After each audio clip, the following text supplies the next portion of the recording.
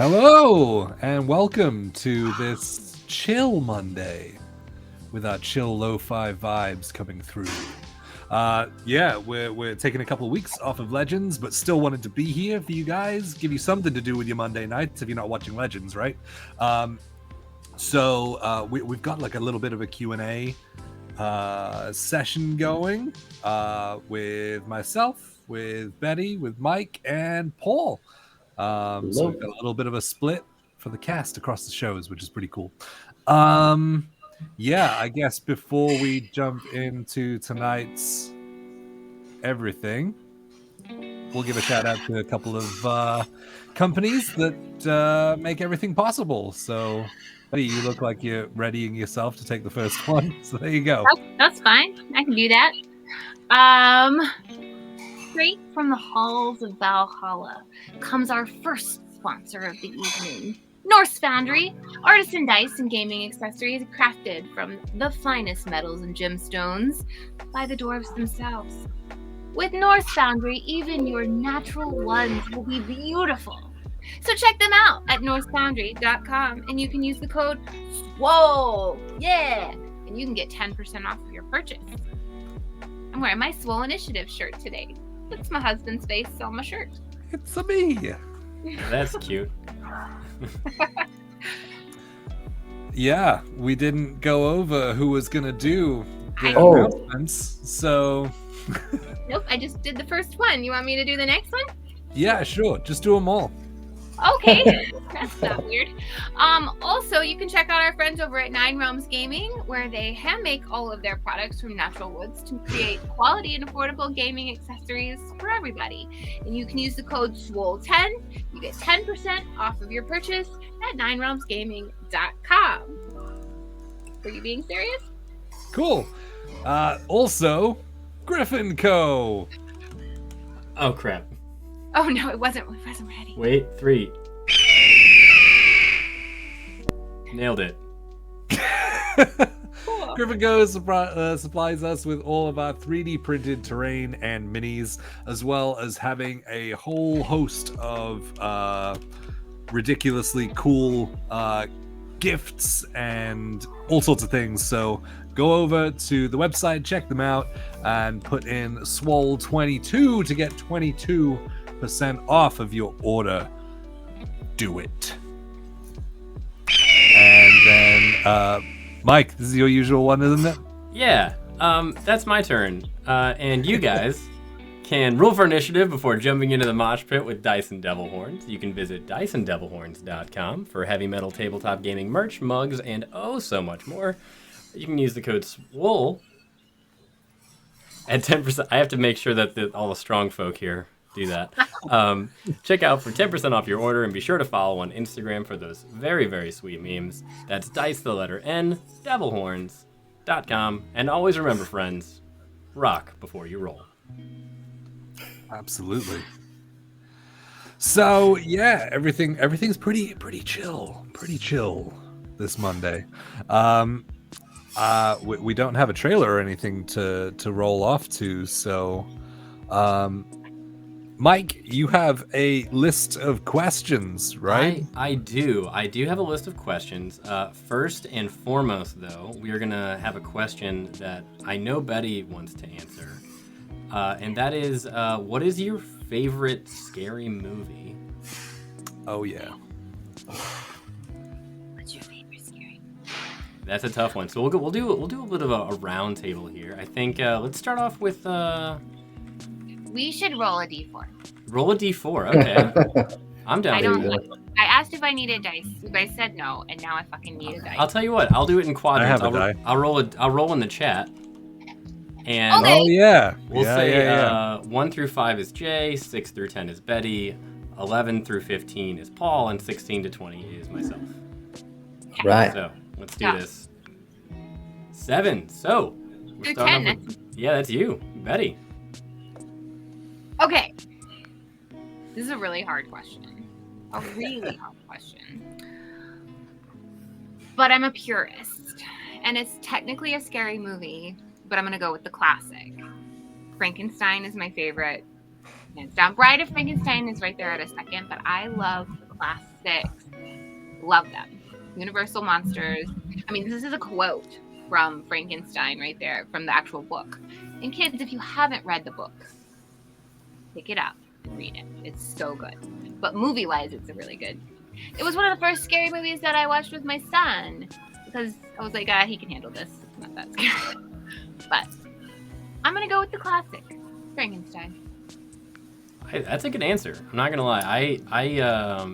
Are you a fan of Bride of Frankenstein? Yes. I do love. Okay, some people aren't. Some people are like, why? Why'd they do that? No, I do.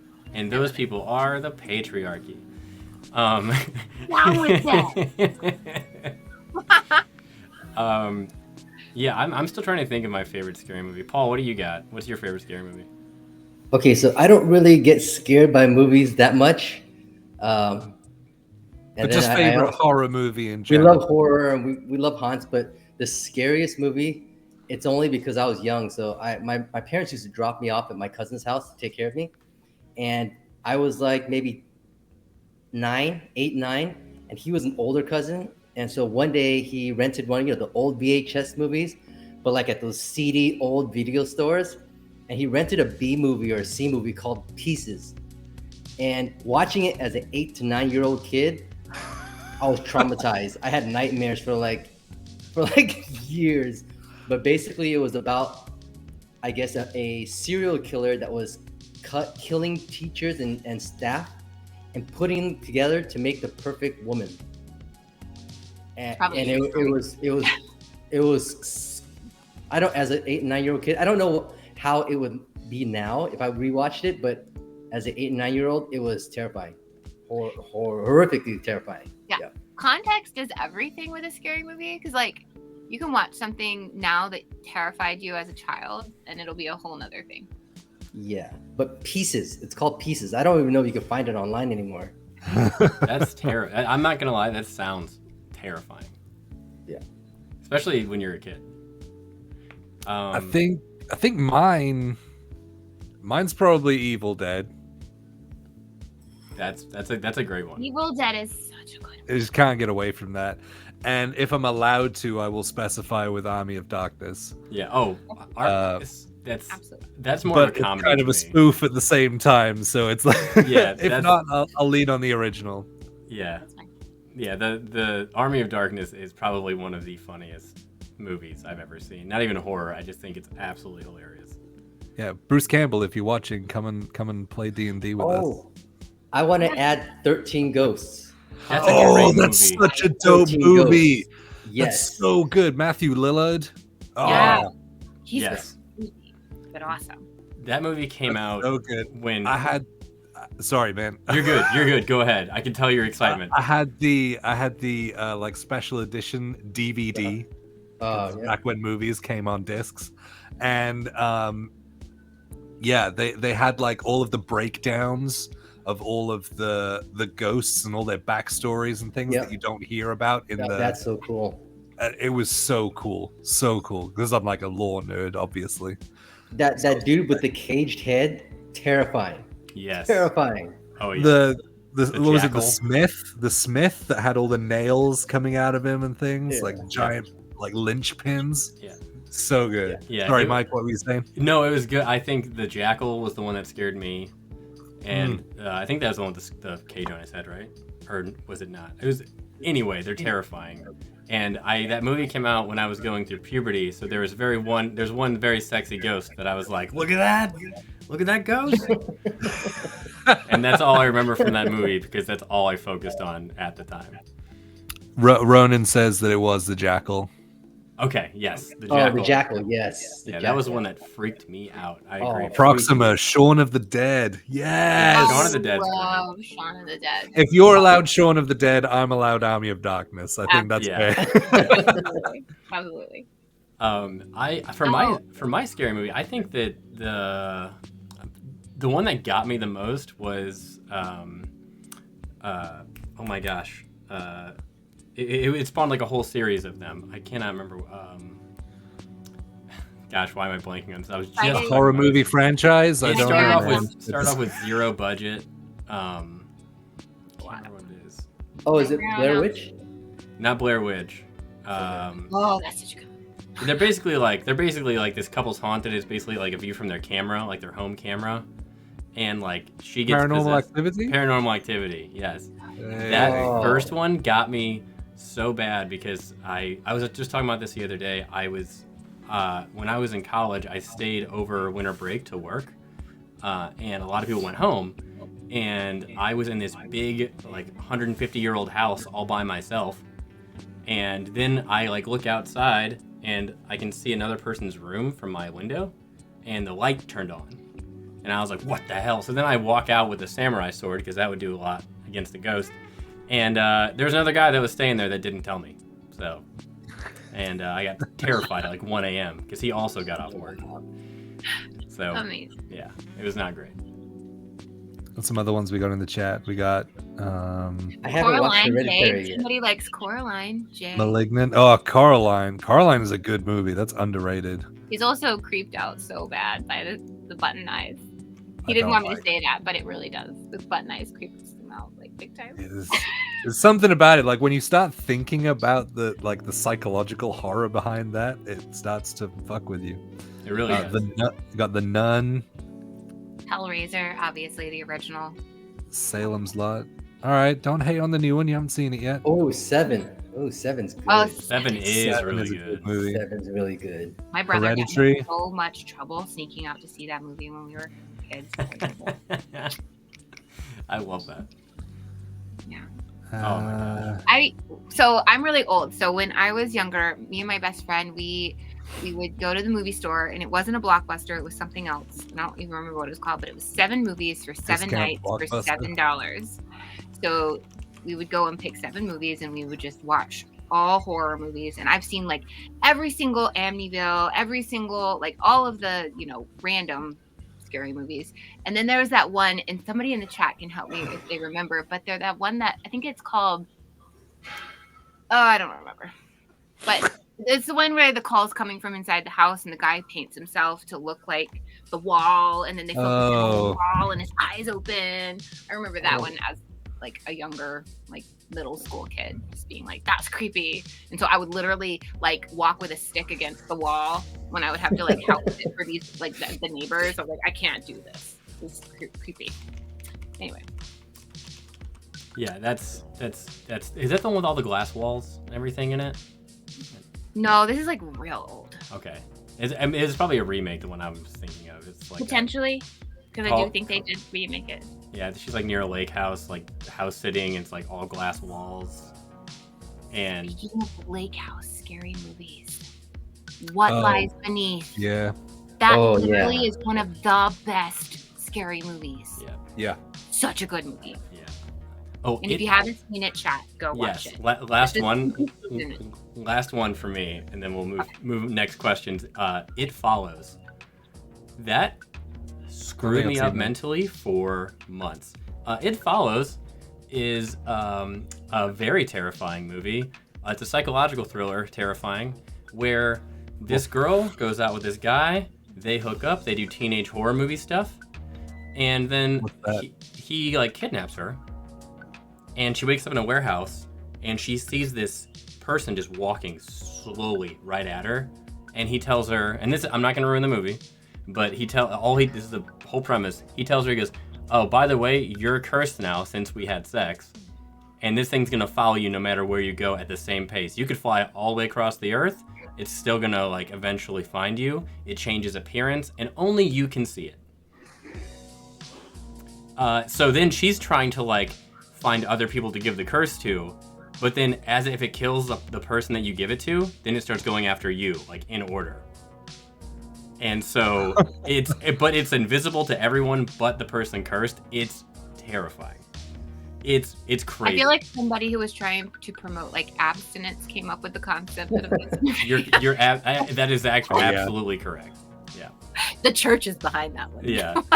I'm telling you what, nothing makes scary movies like the church. It's terrifying. I mean, okay. It's terrifying. Oh gosh, that changed a lot. Cool. Should we move on to the next question so we don't just So we answer would one literally be question talking for about like the. We'll talk about D&D stuff now, I guess. Yes. So, next question is, if you could add a class or race that isn't already in 5th edition, what would you choose? And this is playable. So, if you could add a class or a race that isn't already in 5e, what would you choose? Would. Oh, go ahead, Jay. Oh, Perfect. no. Go on. I've interrupted you before, so you go this time. No. I was gonna say, as far as class is concerned, I really think that having a it's kind of like artificer adjacent, but basically like a potions class that it's kind of like an alchemist, like an alchemist kind of thing. So kind of like a mix between blood hunter and artificer. So it'd be alchemist as far as like, you can like strictly transmutation wizard, but more item related more than spells. Yeah, I think I would want something like a witch class. Stop saying my shit. Like rather than oh, I'm a sorcerer, like I was born with shit. Or like a wizard, I look things up in books and I read them, and that's how it happens. Like I feel like there's multiple subclass options that you can go from there, and you could kind of have like that like hedge witchy vibe and be like almost pushing on like druid stuff at the same time, kind of skirt that line. And yeah, just I think that there could be some really cool like dark subclasses from a witch class that wouldn't have to be warlock as well, or like a death cleric. I like that. So I like that. Yeah. I would directly port the DM's Guild Pugilist class into 5e. If you've ever, it's free. I think it's free, and you have to pay to get the extra subclasses. But the actual DM's Guild one is free for 3 subclasses. But it's basically the brawler that isn't a martial artist, but it's called the pugilist. And so they have a wrestler, like a Greco-Roman wrestling. No, like a Latino kind of wrestler. Oh, luchador. Luchador. They also have the drunken tavern brawler. They have the grappler. They have a boxer class. They have I guess another one called Piss and Vinegar or something, where they're like the dirty fighter class, dirty fighter boxer. And then another called the Hound Dog, which is like an investigator that has a pet dog too, like a Sherlock Holmes kind of brawler. But it's really cool and really balanced. And that I completely just port that into 5e. Do you have to like describe exactly how the fight's gonna go down as the Hound Dog fighter? Yeah, that'd be sick. No, it's basically like a monk class. It's almost like a monk class, but based on constitution and strength, as opposed to dex and wisdom. So you're not dex based, and if it was a race, I would bring back the mule from Dark Sun. That's the half dwarf, the sterile half dwarf. That's bred for gladiatorial fights, and so they're agile like humans and rugged like dwarves, and so they're like just monster gladiator fighters. Yeah, that's dope. I don't know that much about the Dark Sun stuff. Oh, Dark Sun's fantastic. Oh, one last thing. Fourth edition fans, the Warlord. I want the Warlord in 5e. I don't know how they would make it happen, but if you've ever played 4e, the Warlord is one of the funnest classes to play, because your whole shtick is staying in the back line and helping people do stuff. Yeah. So like you have actions that would give people an extra reaction attack, and you have actions that would give somebody an extra spell to cast. You have actions that cause people to move in combat certain ways. Yeah, it's really cool. It's basically like a tactician. Yeah, it's like a battle master fighter. I was gonna say, there's the fighter subclass. It's like a battle master fighter, but more into giving other players actions. Yeah, more defense. What is that subclass of fighter that you can give commands to? It's called the Purple Dragon, I think. or some of that. The purple, it's in one of the. They tried to make the warlord class, and it's called the Purple Dragon Knight or something. It's kind of like it, but not really. In 4th edition, the warlord was basically a healer class that healed without magic. So it was healing with the heroic spirit before they used temporary. Before they used temporary hit paladin points. healing kind of thing. Kind of like inspired you healing. Yep. Yeah. It's really cool. Which is what they're doing with 1D&D now as well with the bard. You can use your inspo die to heal people. Yep. As soon as they go down 0 hit points, you can use an inspo die if you have a reaction. So powerful. Yeah. So powerful. You guys had really good answers. I just want to play a flump. Don't we all? Like when it's super thoughtful. down in our And core. like love. That's so That's funny. all. That was my answer. Well, I love that. That's a great answer. I would take the flump class, Yeah. Flump class. but I wouldn't be a flump. I'd be a human trying to be a flump. That's hilarious. Okay, next question. Should we move on?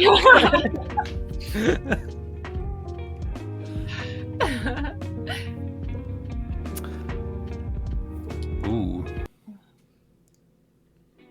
What is the best or worst cursed item you can think of? Yep. What's the best or worst? What's the best / worst cursed item you can think of?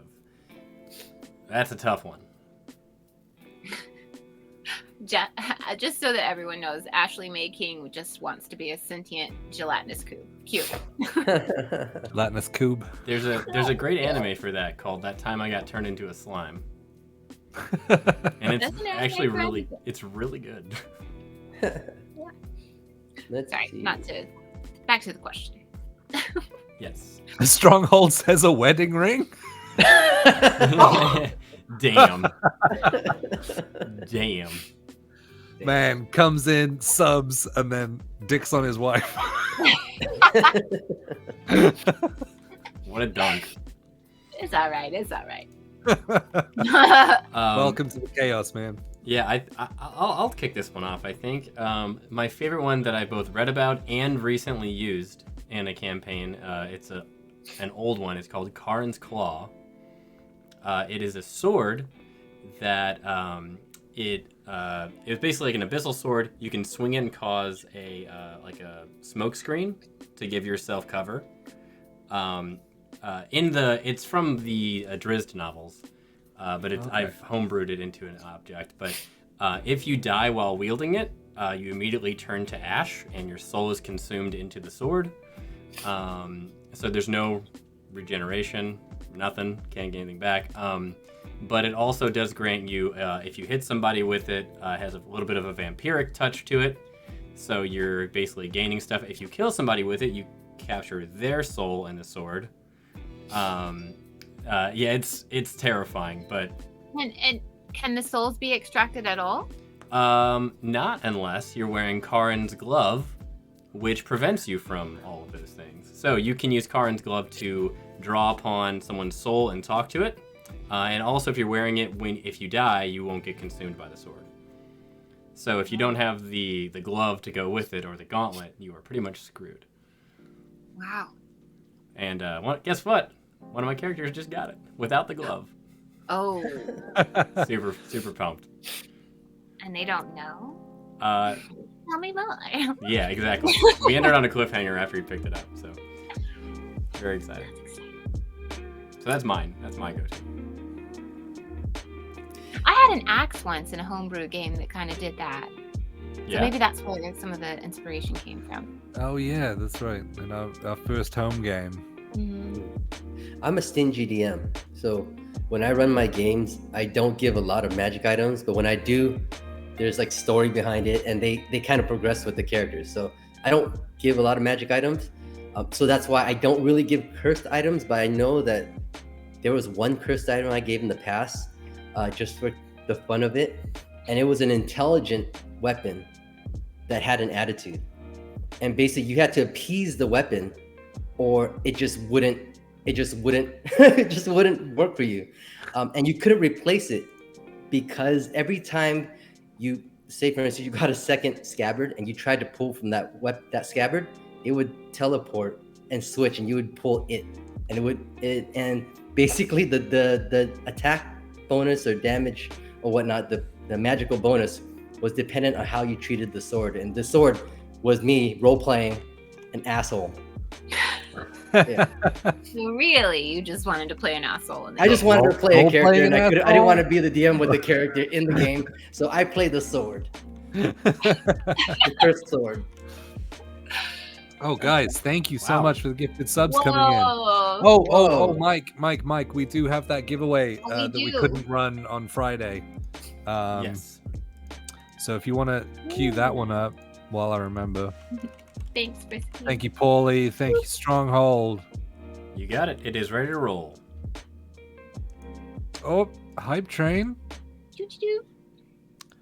Choo-choo, motherfucker. Thank you so much, guys. Man, cursed items.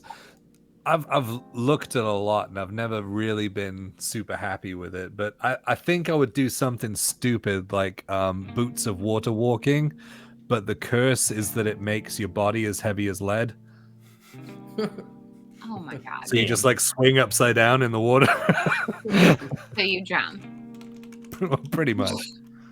Better cast water. You're just upside breathing. down in the water. That's so you can walk, but you walk on the underside of the skin of the water. That is useless, but that is- great. incredibly vexing. Can you imagine someone not figuring it out and just dying that way? How about a cursed loincloth that you can't remove, and it just affects your charisma because you smell? Paul, Wow. that is Evil. Okay. that is Evil. alluring as a DM and haunting to think of. as a Loincloth of lost. Is that what I'm hearing? Is I'm that- writing it down. person. That's just me in junior high. That's all. Just me. It's not true. It's a joke. That was a choice. It was a choice that I made. Social life, get out of here. All right. Yes, guys, exclamation point giveaway in the chat to be entered in to win. Oh yeah, what are the benefits of the loincloth? To win the Grave Waker shower bundle kit from Valorhood. They're awesome people, and they make awesome grooming and shower stuff and things that all have scents based on D&D classes, and they're an awesome couple and support the channel, not the show, channel a ton. So yeah, they're awesome. Exclamation point giveaway in the chat. We'll roll it at some point. Facts. Gotta be here, gotta be US. For sure. Any other cursed items we can think of, gang? That's a really good one that Celtic Boar just shared. The leather armor, that it was a pirate's armor that anytime they saw any kind of treasure, they had to make a save or go get it. That's I like clever. that.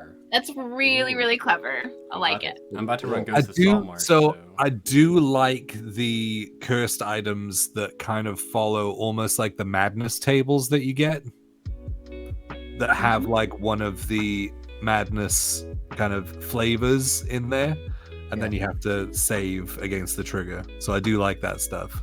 Because there's always a Good chance one. that it didn't work. And you're okay. Yep. True. Yep, and there's always a chance that the other players can see you kind of eyeing the treasure and getting all hungry and like itchy, Yeah. like crackhead. Loincloth of itching. That's messed up. You just randomly move every round, force movement every round, and you just take opportunity attacks. Yeah. You gotta, No, you get a +10 to AC, but you're constantly scratching. yeah, you gotta find a apothecary that serves like Gold Bond's apothecary. That's what you need to find. Oh, what was that one on Critical Role? We're not current, but there was the butcher's apron. Oh, yeah. that gave you like a huge like attack bonus and things, But it attack and damage constantly bleeds bonus. everywhere. But it's like a leather apron that constantly bleeds, and you Oh. have to attune to it. So you just gotta walk around with this like bleeding Ugh. apron Trail on. of blood everywhere you go. Butcher's bib. That's it. Thank you, Rose. That's it. Just did. Yeah. Yeah, that's wild. A fun little Let's see homebrew. Did we ever get an update on Norse Foundry about how they're doing after last week? They have electricity now. Oh, I don't think they are operational yet, although I do have a meeting with Drew tomorrow, so I can check up on that stuff. But they had what was amazing, if you guys hadn't seen on my Instagram and TikTok, and I put it out on Twitter that got a ton of shares. Thank you so much to the community for that. Was that their instant reaction? So tons of things happened, but it was really, really cool. So I'm gonna break the Q&A section in between this just to tell you about this because it's nuts. But so the hurricane hits. They have this 80-pound table that gets just shot through their bay doors like a fucking missile. It breaks through them. As it hits it, it flips over, starts tumbling, and slams against the main doors, barricading the whole thing. So as the winds were hitting it, it couldn't open against the door, so it couldn't get ripped open. And inside that room was all of their lasering equipment for cutting all the dice and things. And then behind that was the main stock room. So that's just insane because that basically saved the entire business. But on from that, their initial reaction after assessing their own damage was to open up their doors because they didn't have any power. They couldn't run the business. They opened up their doors as a pickup and drop-off point for all charitable donations for all the victims and stuff. So yeah, it was amazing. They twinned up with a local non-profit as well, so that they could offload some of the overstock. But yeah, first thing they did was just like, how can we help the community? Which is, you know, it's awesome to work alongside people who think like that. Yeah. So, yeah. but I'll try and get an update for everyone tomorrow. So I'll announce that on Friday. Yes. Good question. And their link is in the chat if you want to go check them out. I'm sure that there's going to be something on their site about everything. Yeah, I think they've got discounts on their stuff until the power comes back as well. Okay, good. So, good. Well, the power's back until they're running fully. Up and running. Yep. Gotcha. All right. Okay, gang. Next question, and thank you for the update.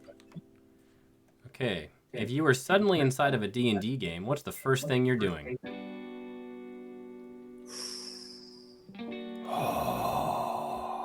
This one came. Chaotic soul in me is like. This one came straight from my brain earlier. This wasn't on the list. So okay, so. Do you have equipment? Are you just there? It's just you with what you're wearing right now. Oh shit. Stronghold says long rest. Yes, this is the only place that you can take a legit long rest. Dude, shoot. 8 whole hours. I ain't seen that in years. Man. That's such a good question. I have an answer for this. Go for it. I roll to attack. I have celiac disease. So if I'm just picked up and put into this fantasy place, I'm finding the first bakery I can find, and I'm eating all of the fantasy donuts and bread and things that I can't eat in real life. I'm gonna need you to make a Constitution saving throw. I'll make it. I'll make it. And even if I fail it, I'll eat another donut. Ashley said Eldritch Blast. Yeah, I saw that. Frisky, ask the DM for help. Yeah. I'm gonna pick my first DM, feat. would because I'm a I human. know? Yeah, pick your first feat because you're a human. Pick my first feat as a human. Yes, That's awesome. and it's gonna be magic because I want to be able to cast magic. That's incredible. I would probably I'd probably just start fighting rats. Level up. It's like a swarm of rats. Well, that's a little OP for me at level 1, but yeah, I'll eventually, 1 rat at first, then we'll move to swarm of rats. Let's not get hasty. Man, I don't know. I imagine I would have to go into a tavern and meet who was going to be my best friends for the next 20 levels. I think that's that's the thing to do, right? You meet in a tavern. Yep. Absolutely. Love that. That's so awesome. What's our Find next? I'll be there in kobolds the and corner level up. eating donuts and probably getting sick. That's pretty good. I'll do that with you. I'm gonna wait for the DM to start session 0. Yeah, that's a good one. I like that. Gotta ask some leading questions first. Yep. What's kind of campaign are we in? Are we on the coast? Are we on the Underdark? What we got? Look around, idiot. Yeah. Perception check. If you were to make a D&D, okay, I'll add this question to the queue. So next question is, what is something that one of your characters could teach you? Oh God. Yeah. One of my characters? Yeah. I have an answer to this while you guys are thinking. I think Lucius could teach me to believe in myself because more. Mike was literally talking.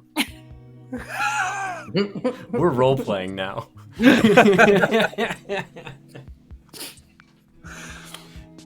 Sorry, man. Yeah, You're good. I think Lucius could teach me to believe in myself more. I have a lot of self-doubt with things, so yeah.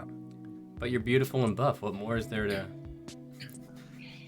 I want everyone to realize that Lucius and Osmond are literally Jay and Mike. That is their relationship. Literally. That's a little extreme. Yeah, I talk way more in real life. I mean, that's true. I can't get a word in. You're a little Why do bit you more think I keep pushy in getting real life, interrupted? too. That's probably what Osmond could teach me. Talk less and how to forge. Pray things. more. Yeah, that's it. Pray more. Pray more. Way more. That's totally my MO. Yeah. Talk less, pray more. So what could Lost teach you, Paul? Lost is nowhere. I'm nowhere near Lost. Aside from, I still look like Lost when I'm out of the cosplay. But yeah, Lost. Wow, what can Lost teach me? Maybe not to take people's shit. Because in life and my job, I'm. I had to put up with, sometimes put a lot of shit, put up with a lot of screwed up customers and whatnot. But these are really rich, assholey people. And I'm like, oh man, I wish I could just tell you the F off, but I don't know who you're connected to on LinkedIn that can just screw my life forever. So no. Yeah. Feel that. Yeah. Yep. Amen. Smoothie says drink less. Drink less. Lost could maybe be a do as I say, but not as I do kind of guy. Yeah. Yeah. Betty, what about you? Yeah, you keep trying to sidestep questions. I know, but I don't know. I really do. Rose and Yola are very much parts of me. I have a lot of the same reactions. So what do you think you push through and live out more in your character that you don't live out as heavily in your life then?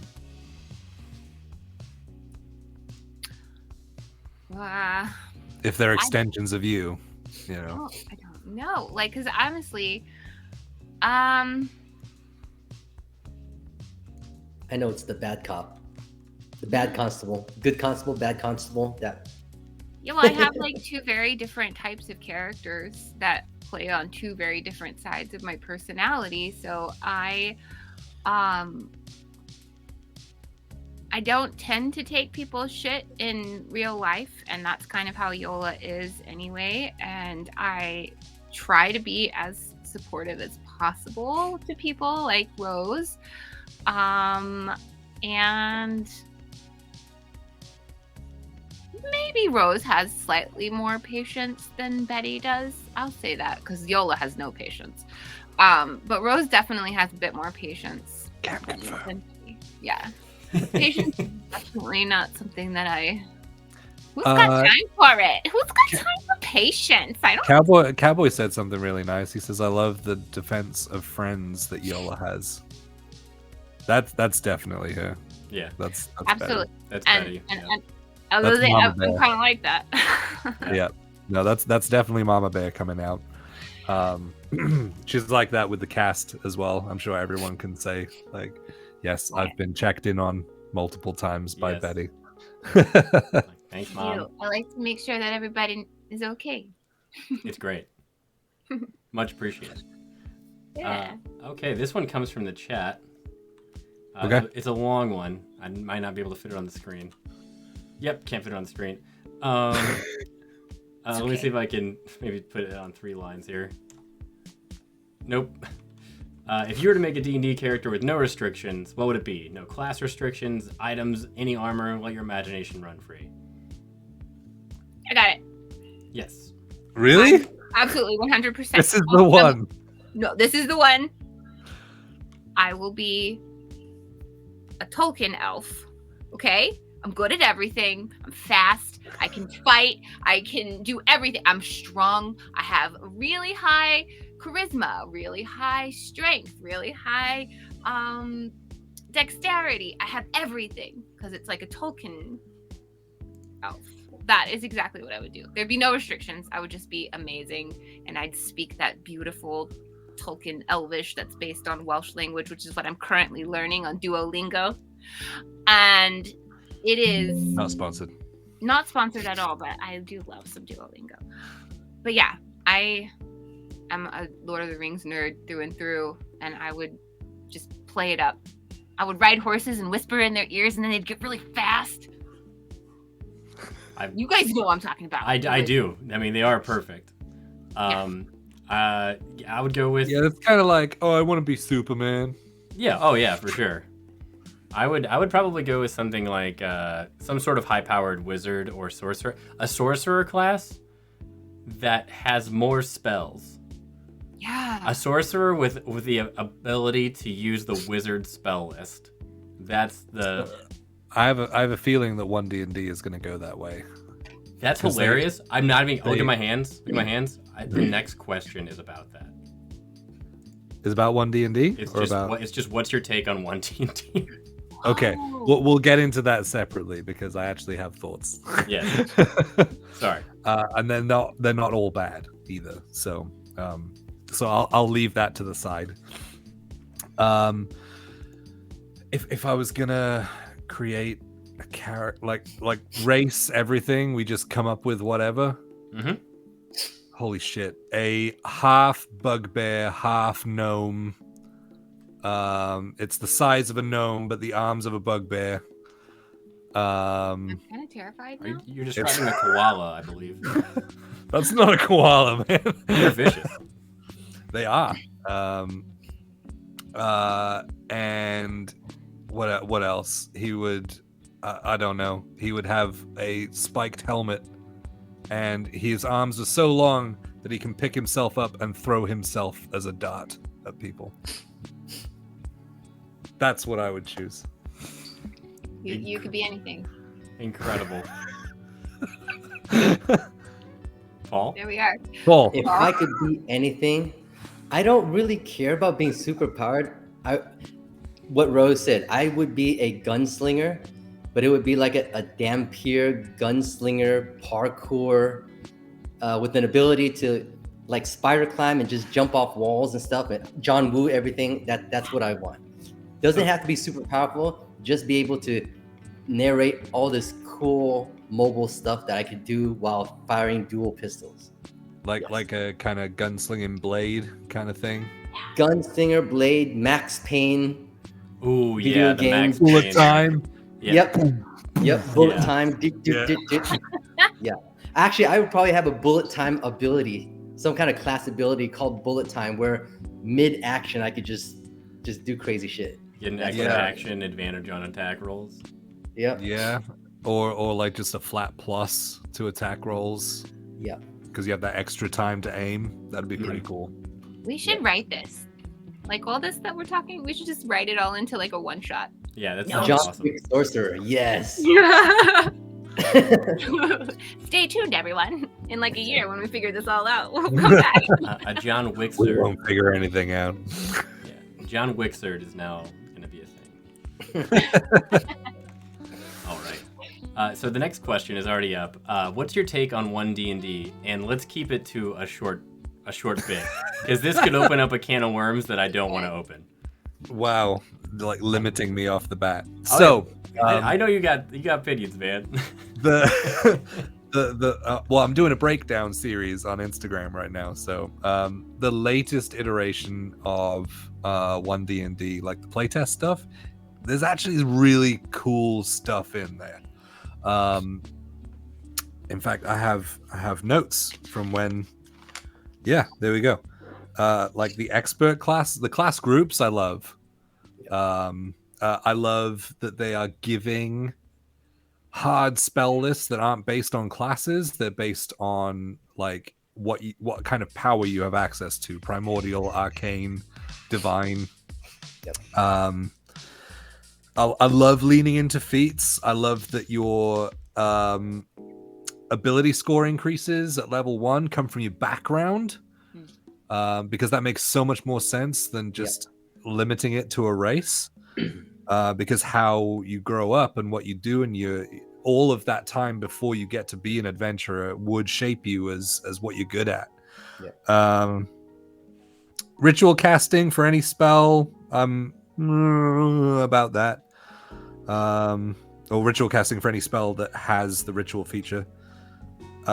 Suggested prepared spell lists, that's a great idea.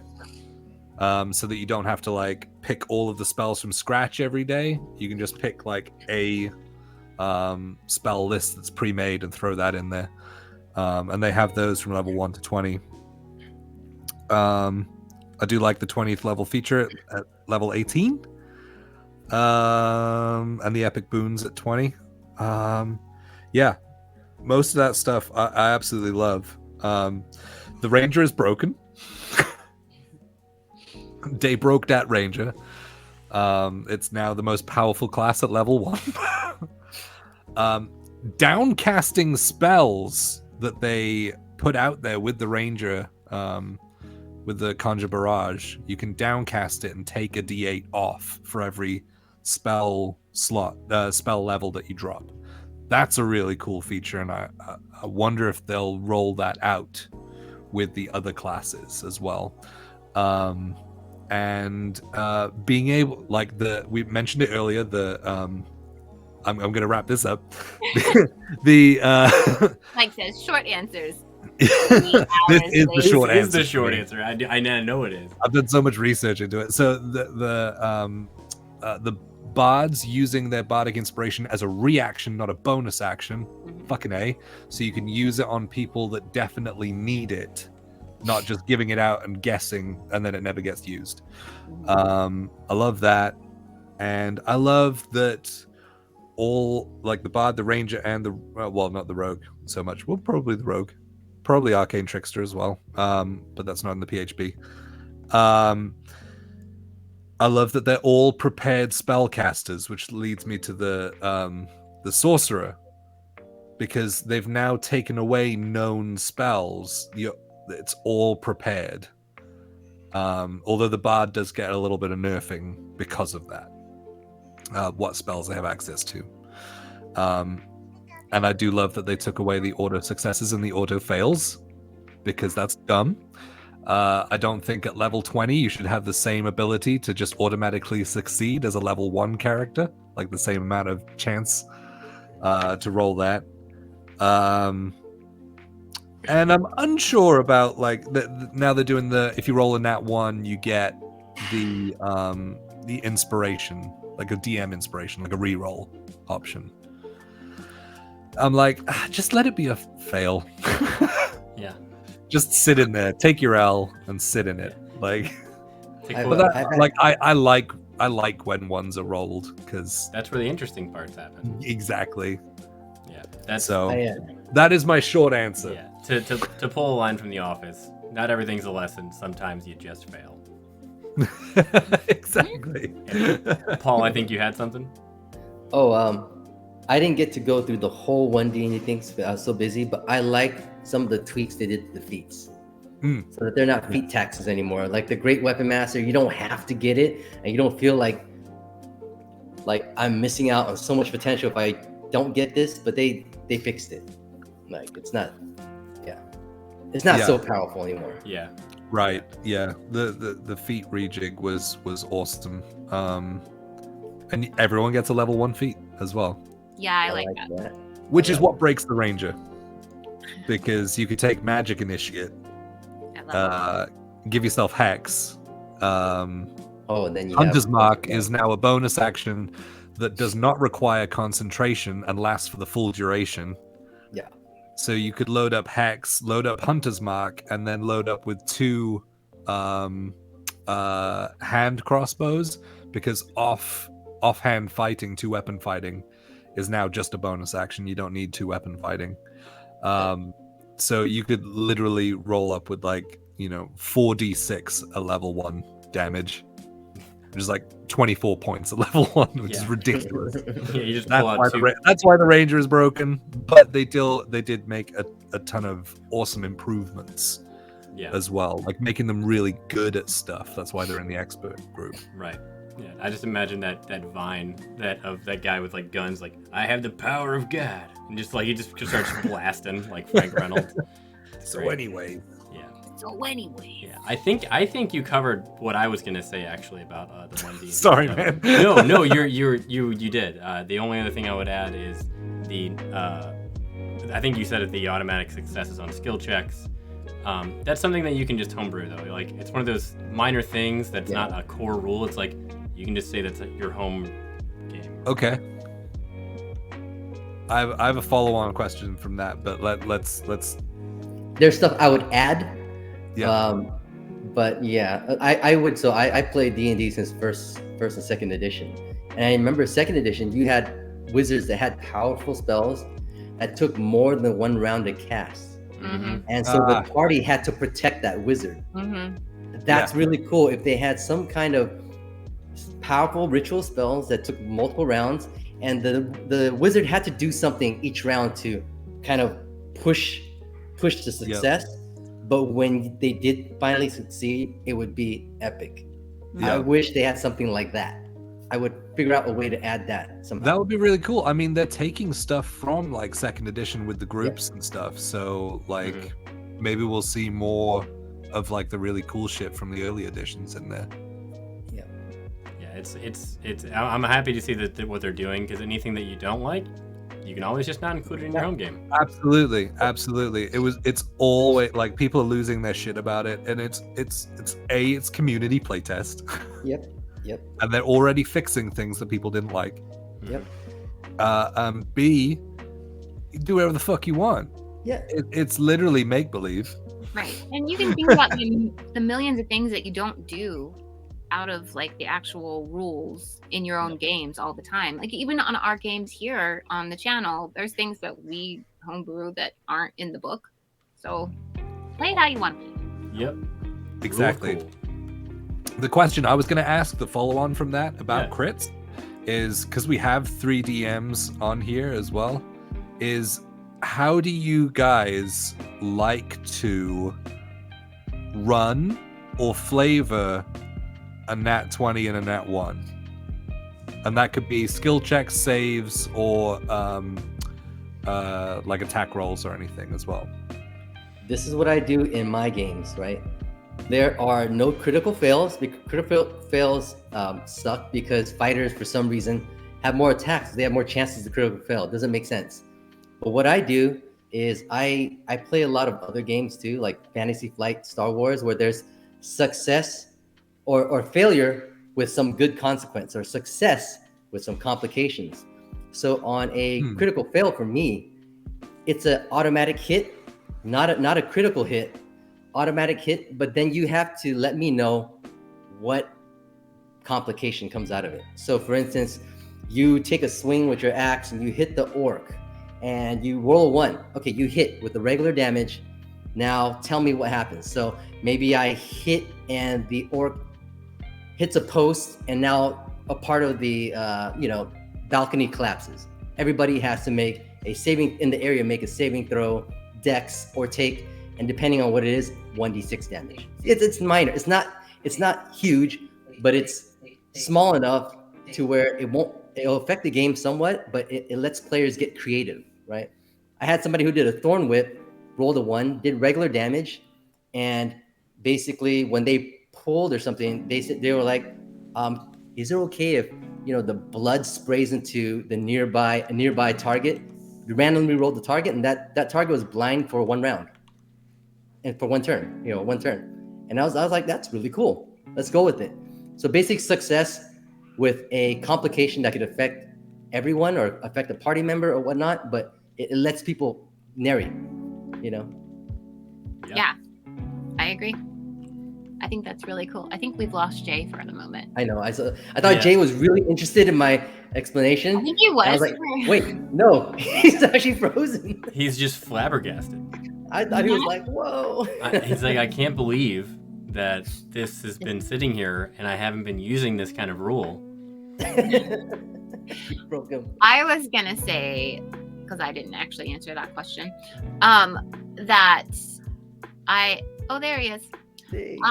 That with the critical fails, like being automatically fail or automatically success, like just to kind of piggyback on what Jay was saying, was I'm going to go ahead and quote the Lord of the Rings Rings of Power. But like, seriously, sometimes you do have to touch the darkness in order to find the light. You know what I mean? Like having those fails make the successes so much sweeter. It's the same way like when you roll a character and you get a 7, like in your stats, like keep it, put it in something weird, do something, but like flavor your character with how you rolled your stats. And I think that that's kind of fun. Like put it in charisma. My druid in our home game is like charisma of 7, and she's weird as fuck. But she's so much fun to play, because I made her so weird. But you have to kind of play with it. Yeah, absolutely. I think getting weird with it is the best way to approach anything, but especially with D&D. It's meant to be weird and goofy. I can't hear Jay. Oh, are you doing things? Okay, we'll come back to you. While Jay warms up his vocals, I would say for my home games, the biggest thing I have them do is Paul, I'm probably going to adopt what you said. I really like that. They don't fail on their attack, but they might cause some harm for the environment. Hit. They do regular damage, but something bad happens. Right. Yeah. Exactly. I love that. So I think with currently in my home group, I say if you have a 1, you do damage to yourself somehow, like minimal. So like I scale the levels like 1 to 5 at the D4. And then past that to D6, and then every 5 levels go up a die. And then on crit successes, I think we do this in our games here on the Swole Initiative Network, it's max possible damage and then 1 extra dice roll, no bonuses. Yeah, which is a rule I took from 4E. Yeah. Which is one of the good things. Yeah, it's one of those things that I'm like, I think that's awesome. But then I also tell them like they get, if it's a killing blow, I give them an extra attack on another creature nearby. Yeah. Oh yeah, that's cool. Like a reaction to keep going. There's a couple of monsters with that power. If they like down something, they like move on to the next thing. Yeah. It's I think it's with if they have movement left and if they're within like 10 feet or something like that. Yeah. So yeah, that's one of the homebrew rules I have. Yeah. I don't like fumble tables. I hate fumble tables. Same. I hate fumble tables. Yeah. Mainly because a lot of them have stuff in them that is really hard to track, like broken bones and I hate the idea of having a barbarian in the party and then like they crit fail, roll the fumble table. Oh, the fucking axe is broken. Yeah. So now the one thing that they're meant to be good at, they're now not good at all. Yeah. And so it's just a way to make a player feel like shit about They themselves. just got the blood axe, and it's like. But yeah. That like we said, that's my rule with critical hits. Like, what about ability checks though? Because I always like, if it's crit fail is a crit fail. I don't really call it a crit fail, but it's a 1. It's going to be less than a 10. How many DCs are out there that you set at less than 10? But a natural 20, I won't necessarily automatically succeed, as you guys know. But if there's a natural 20 in there, just because of the pure chance that it is the highest score that you can get, I'll add some flavor in there. I'll give you a little detail that I may not have given you before, or that kind of thing, just to make it feel a little bit more special at the table. Yeah. I like it. But what about you That's a guys? good one. Yeah. I'd never let somebody do the impossible with the natural 20. But if it's something that was impossible, like you said, and they roll a natural 20, I'd give them something that is not a complete success, but I'd give them something that would help them. No, it's a natural for a total of. Okay, that Yeah. fails. Thank you. Yeah. Like I Still think fails. DC was 50. Sorry. yeah, there was a really interesting moment I had where a rogue rolled a nat 20 on stealth, and they also had pass without a trace, and they have the max modifier, so they rolled I think a 40, or 40 something, like the max you could ever roll. And I told them that they since they rolled that, they were stealth, but their shadow, like they permanently get a +1 extra to stealth, like going forward. That's cool. Like For like rolling the maximum roll that could ever be rolled. Yeah, like so it's like I think that makes sense, because if you're learning a skill and you learn a better way to do it, you should always be improved going forward. Yeah. So it's one of those things where it's a skill check. I'm being stealthy. It's like for stealth, it's like I realize that if I stay on the balls of my feet, I'm quieter on floorboards. Or if on stairs, I can realize that if you stay towards the edges, it doesn't bow as much, so it's less noise. Like, you basically learn something to give yourself a boon on stealth. So that's how I roll. Let's be honest, we all learned that by like raid coming in. Hey guys in the raid, thank you for coming by. Hail and well met. D&D with me. Heck yeah. Howdy. We're just chatting, taking questions. We have a giveaway running as well. If you wanted to jump into that, ! Giveaway. That'll make it smell better. Ooh, What's up, nerds? There's no need to be mean. Someone just followed and they rolled a Thry-Kreen Circle of Spores Druid. That's cool. That's dope! Space Druid. That's cool. That's amazing. Ooh, they are Shifter Champion Fighters. These are good. I like these. These are good. Very cool. Knights of Silvermoon. Nice. Okay. Some D&D, a D&D username. Love that. And the Silver March is there. Nice-oo. Sorry. Went full streamer on you. I like that username. Wow, this is cool. Nice. D&D with me is a Dragonborn Oath of Devotion Paladin. Love it. So I think so. Our next question, if you guys are ready for it. Let's go. Yes. I'm rolling hot. Now here. that I'll stop making up questions. There's no bad questions. So what words of encouragement can you offer to people who claim they are not clever enough or creative enough, but want to start playing D&D? Same advice that I give everyone when they're like, "How can I be a better DM? How do I start playing? How do I do this?" Just start. Yeah. Just start. It's like anything, it's you literally have to. Yeah, Captain Cowboy, just do it. Let's do it. No Nike sponsorship.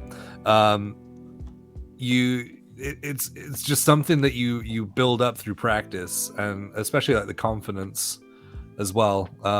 Like, I'm an ex-theater kid, so I'm totally cool with acting a fool in front of a ton of people. But like having the knowledge to like look at my character sheet and know what the fuck is going on, and I'm like constantly asking the DM like, what do I add? What do I roll? Like, you just have to keep doing it, and eventually it becomes like second nature, right? Yeah, I think that's a great answer. Just know that everyone has had to start playing at some point. That's it. I will say that when I first started playing Dungeons and Dragons with Jay, I was really uncomfortable, like really uncomfortable.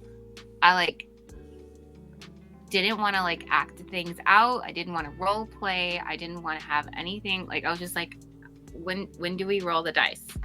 And so it took some time to warm up to, but I'm very much that kind of like guarded individual.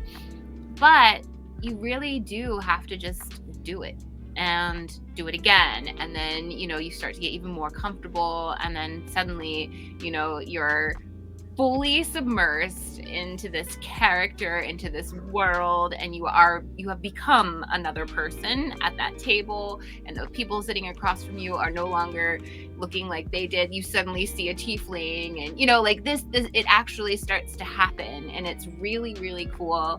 And you start picking up an accent, and you're like, I don't know where that fucking came from, but you have an accent now, and like things just happen, and you just kind of have to keep doing it, and just kind of remember that like even if it feels silly, like you're probably doing it right. If it feels silly, keep going. Because that's basically where you start. Feel a little silly saying it like this. I'm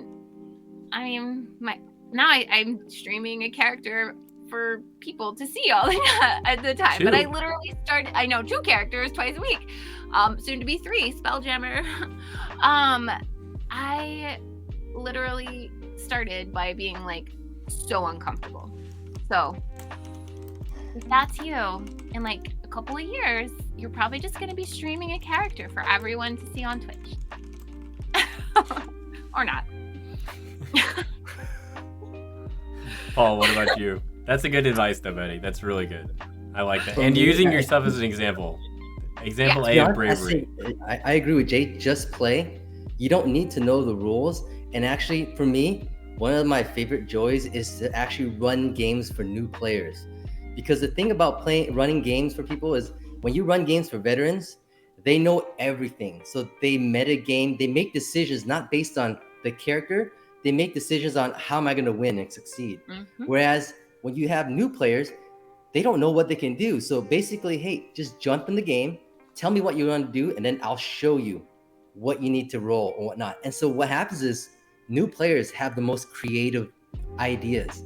They don't come in thinking that they want to kill everything. They're like, oh, I'm in a fight. There's a wagon. Can I light the wagon on fire and push it into? I'm like, yes, you can do that, because they don't have these set rules in their head that I have to use these actions. Right. It's way more fun to play. Yeah, it's sometimes really so fun to play with new players because they do whatever. They just whatever comes to their mind. They're like, I want to do this, and it's really fun as a DM to be able to absolutely the whole with kids. Can I do this? Like, fuck yeah, you can. Yep. Let's figure it out. Rewrites whole encounter, like. Yep. Because if you ever want to DM or have DM'd or any point in playing D&D and you're a DM, you're trying to create a fun game, and when people have fun ideas, you're like, yes, because I haven't written anything that cool. Because now we're using it. It's such a give and take, and people tend to think that the DMs, while they're in charge of like kind of what happens, like final say, they're not. I mean, they're always looking for inspiration, whether you give it to them or not. The reciprocation, it's a conversation. So always work with them outside of the table of what you want to do with your character. If you want to do something in game, try it, go for it, and that's the best part. Don't try and play yourself into a box.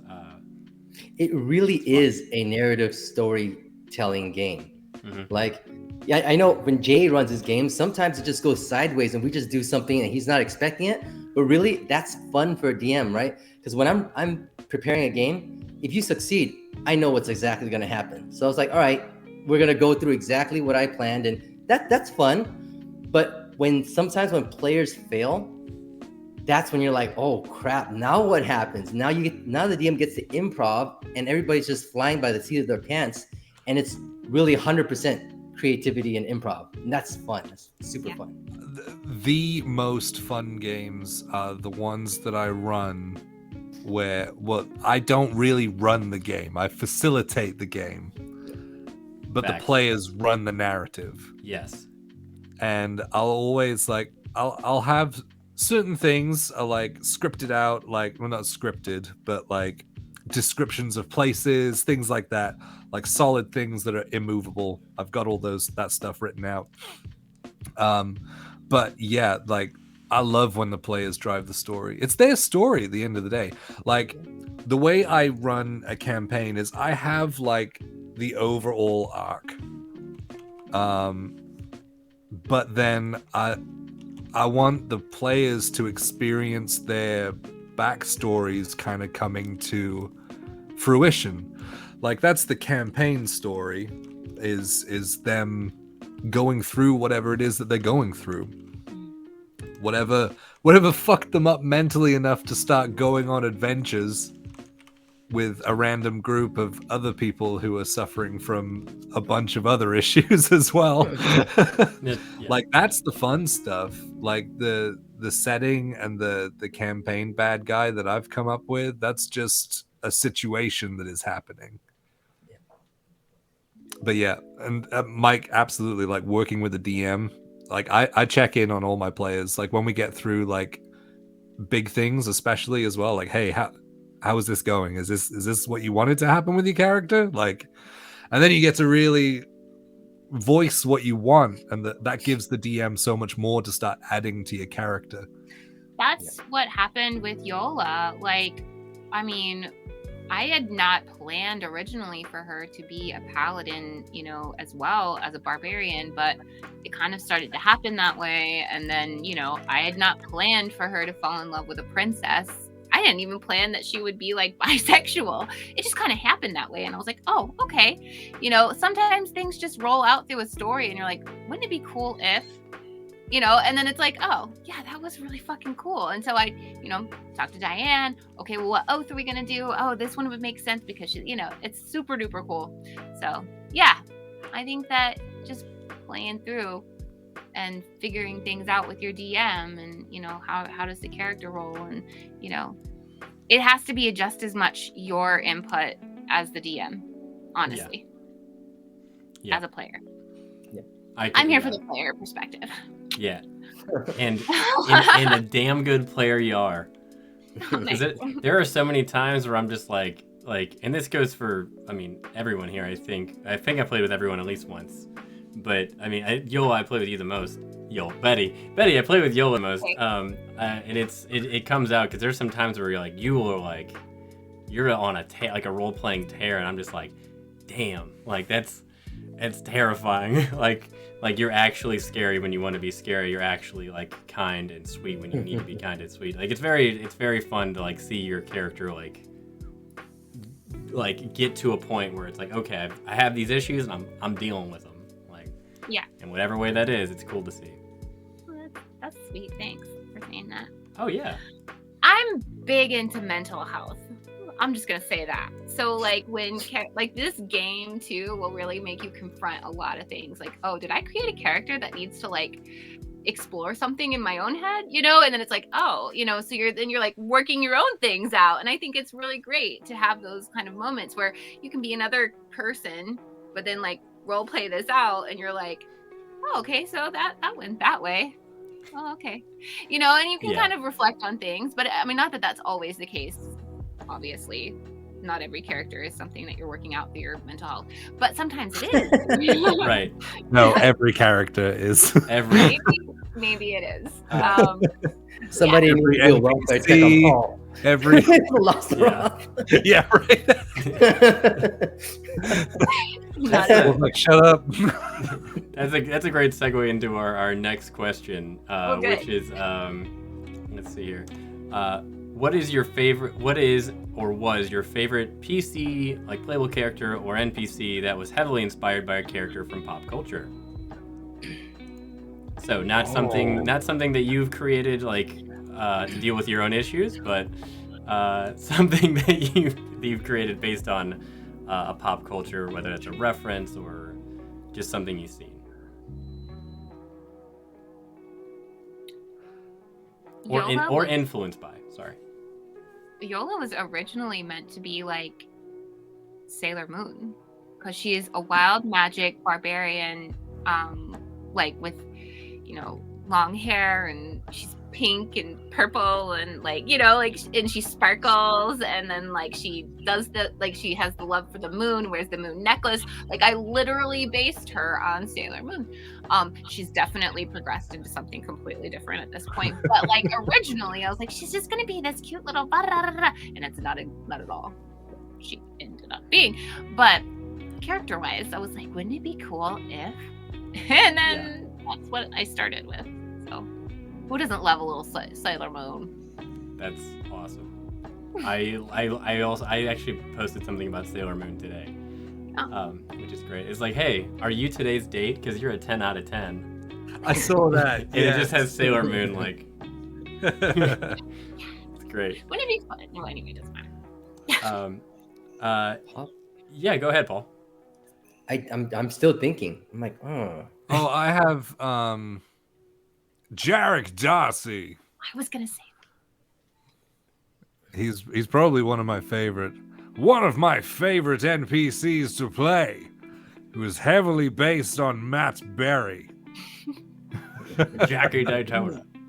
Yes, exactly. It's specifically Jackie Daytona. I knew it was coming. Jarek Darcy. That's incredible. I love that.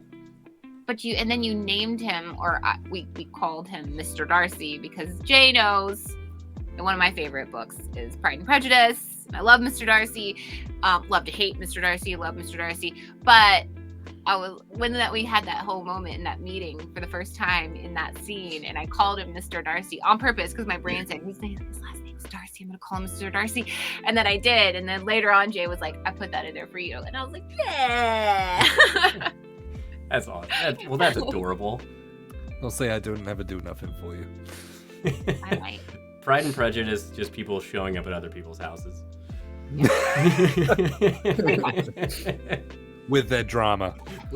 All the drama. I actually do love that. It's like D&D. It is. It really is. Yeah, it's just people showing up places with their drama. No, I think I have an NPC that I created. His name's Tibbs. He's a random city guard that the group adopted and now brings with them everywhere. He's just a big fat guy with this ridiculous accent. And he's based off any mafia guy ever in pop culture. He's like, hey, what are you doing here? He's like, I'm just a god. I'm kind of retired. And they're like, this guy's hilarious. We're bringing him with them. And so I had to create a whole stat block. He's like, I just want to see the outside world. And now I'm at a god post. And they're like, come on with us, man. And I was like, oh no. But it turned into one of my favorite characters of all time. And he's starting his own chip company called Tibbs Chips. Which is great. He's an entrepreneur. I love it. Yeah, it's really fun. The Fables crew attaches to every NPC that I put. I have to go out of my way to make them ridiculously unlikable for you guys to be like, no, fuck this guy. And I'm like, yes, all right. You're not going to ask him to come adventuring with you. That's incredible. Paul, like a home game. Oh, go on. Yeah. I think I made Deadpool before Deadpool. So before Deadpool came out, I used to play in a Heroes game, Champion. I think it was third or fourth. I don't know. And everybody made superheroes. And I wanted that guy that just didn't die. He wasn't spectacular. He didn't have any powers. He just wouldn't die.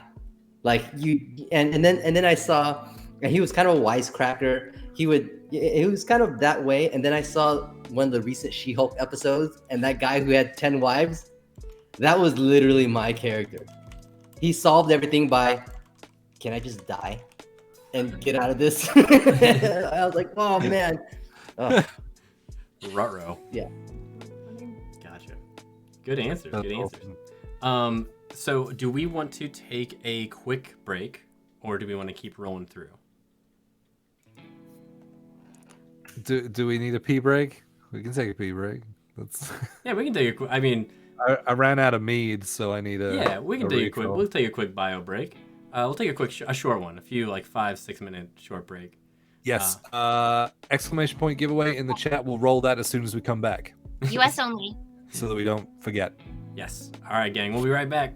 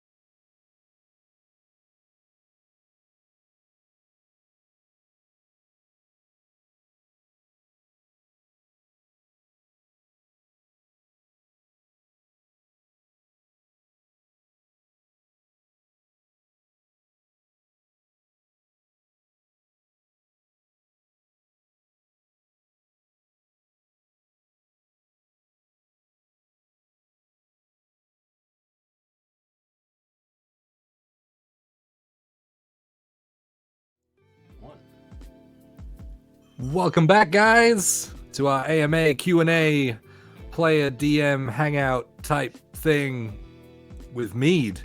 Before we get into any more questions, let's go ahead and knock this giveaway out. Ooh, yeah, I like Yes. that. Yeah. For the Grave Waker shower bundle from our friends at Valorhood.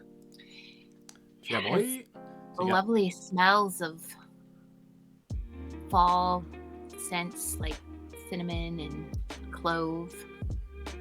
all right, and you have to be here to win. Yeah, you got to claim the prize. So, I'm calling it in 3, 2, 1. Gone. Ghana Viking.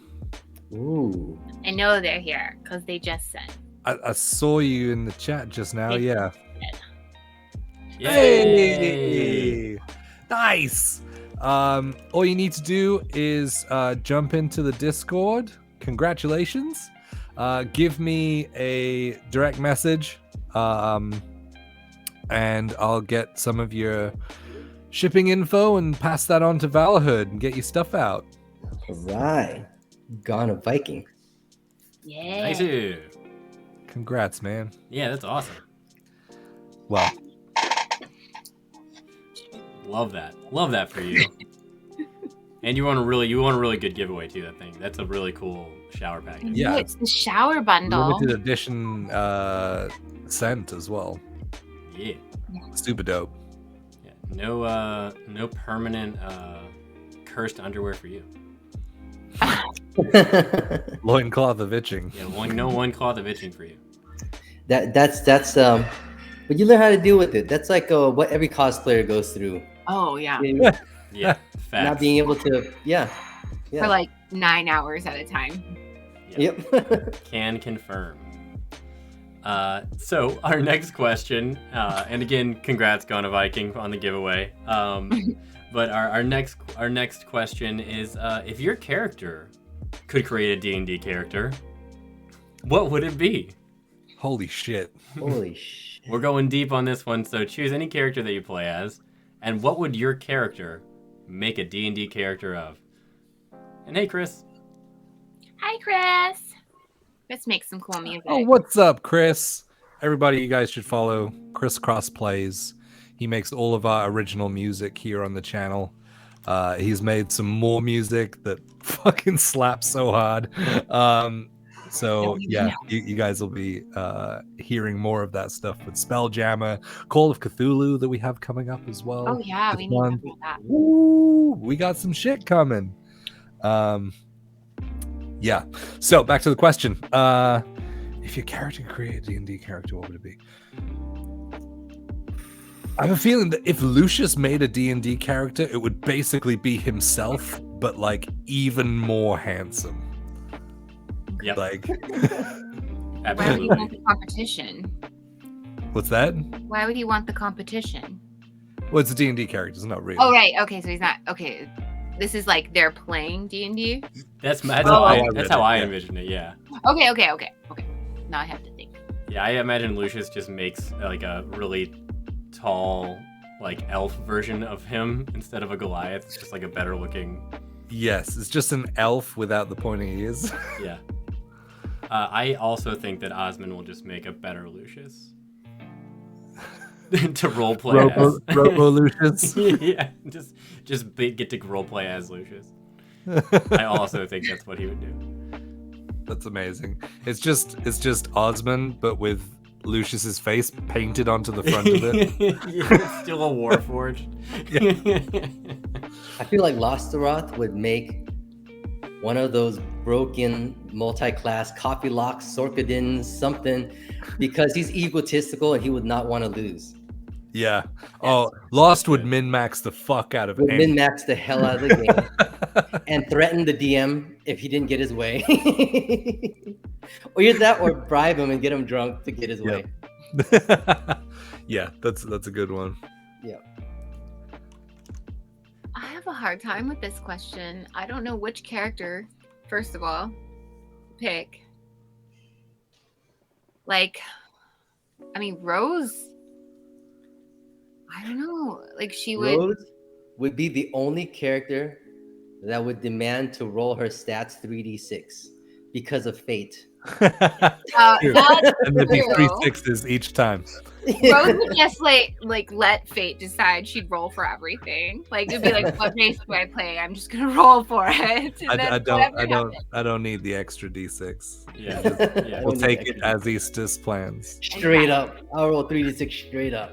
Yeah. Just In you're just order. In order. In Like order. first edition. Like You're just a wild magic sorcerer, I think. Oh God. Wouldn't that be hilarious if that's what she ended up with after all of that? Like just being like the most chaotic, like, okay, I guess that's fate. I love this. I twitch. Now I'm thinking of like we should all make a character based every decision on a character sheet. Just roll. She actually rolls the d6 on the personality traits on her backgrounds and everything. Yeah. She rolls everything. Yeah, she would. Betty, you single-handedly made this so much better of a question for me. But like, I don't know for Yola. Like, she would probably. It would be like some like really badass female, like it would be like maybe like a Goliath female barbarian type thing, like braids and huge and stones resistance and all that stuff, but female. So you're saying that she would want to be Lucius? I was about to say she could play like a That's female. That's 3 of the Purple Rain that would make Lucius as a character. I'm serious. We should play this game because I almost think it would be like another Lucius, but like a female, but like a strong. We could play this. We could play it as our characters. I think that would be very intriguing. That'd be difficult, I think it would be funny. and I love it. I love it. Awesome. Okay, I have another question, and this one's a pretty straightforward one. What's your favorite monster in D&D? I have 2 that I really like. Tell us one of them. Which one? Way to Oh. moderate. I like it. Wow. So I really like mindfucks. So I love the Aboleth. Oh, I thought you were trying to say Mind Flayer, and you said Mindfuck. No, That's Those are- so funny. Those guys are just nicknamed the Mindfucks. That's all. Yeah, true. mindfuckers. And my other one would be the False Hydra. Ooh, that's cool. Okay. Good choices. Very good choices. Okay. Okay, all right. Betty, what about you? I really like beholders. Like, I just think they're weird with the eyes. And then they're like so powerful with their like cone of no magic thing. And sorry, I don't know all the terms. But like, That's pretty much it. I just like a beholder. And when we got to play against the beholders in Fables, The twins. yeah, the twins, Yeah. I was like, this is so cool. But I was also like really terrified. I was like, we're pretty low level to be okay. And then it's hard though, as a player, to like things and you try not to metagame the things. Like, okay, It I'm goes gonna back to stay what out Paul of was its saying, eyes. Yeah. But like my character probably didn't know that. So that's always a. But yeah, no, that to answer the question. Beholder. Nice. A classic.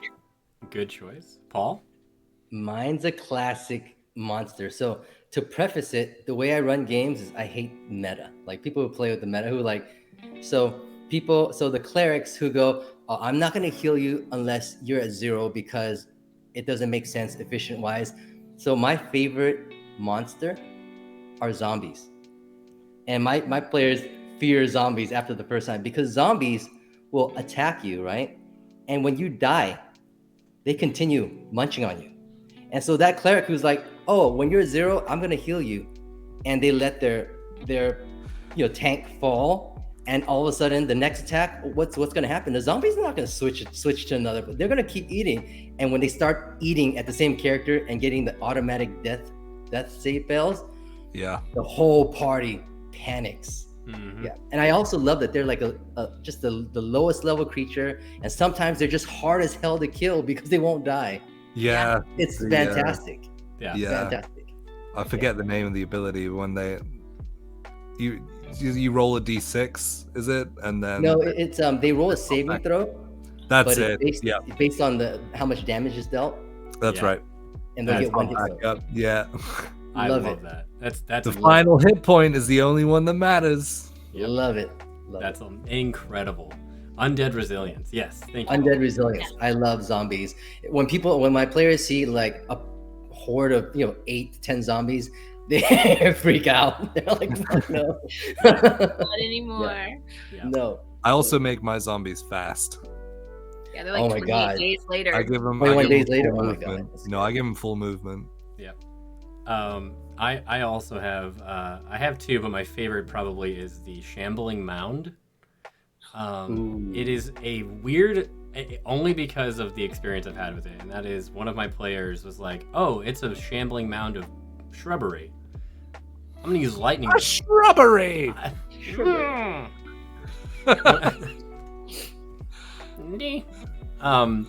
I can't say it. The shambling mound is basically the best part about it is our druid cast call lightning, and with shambling mound, if you hit this shrubbery with lightning, it regains hit points, specifically with lightning damage or thunder damage. Oh my God. And he was like, "Oh, I'm gonna burn it with lightning, of course." And I was like, "That's not how this works.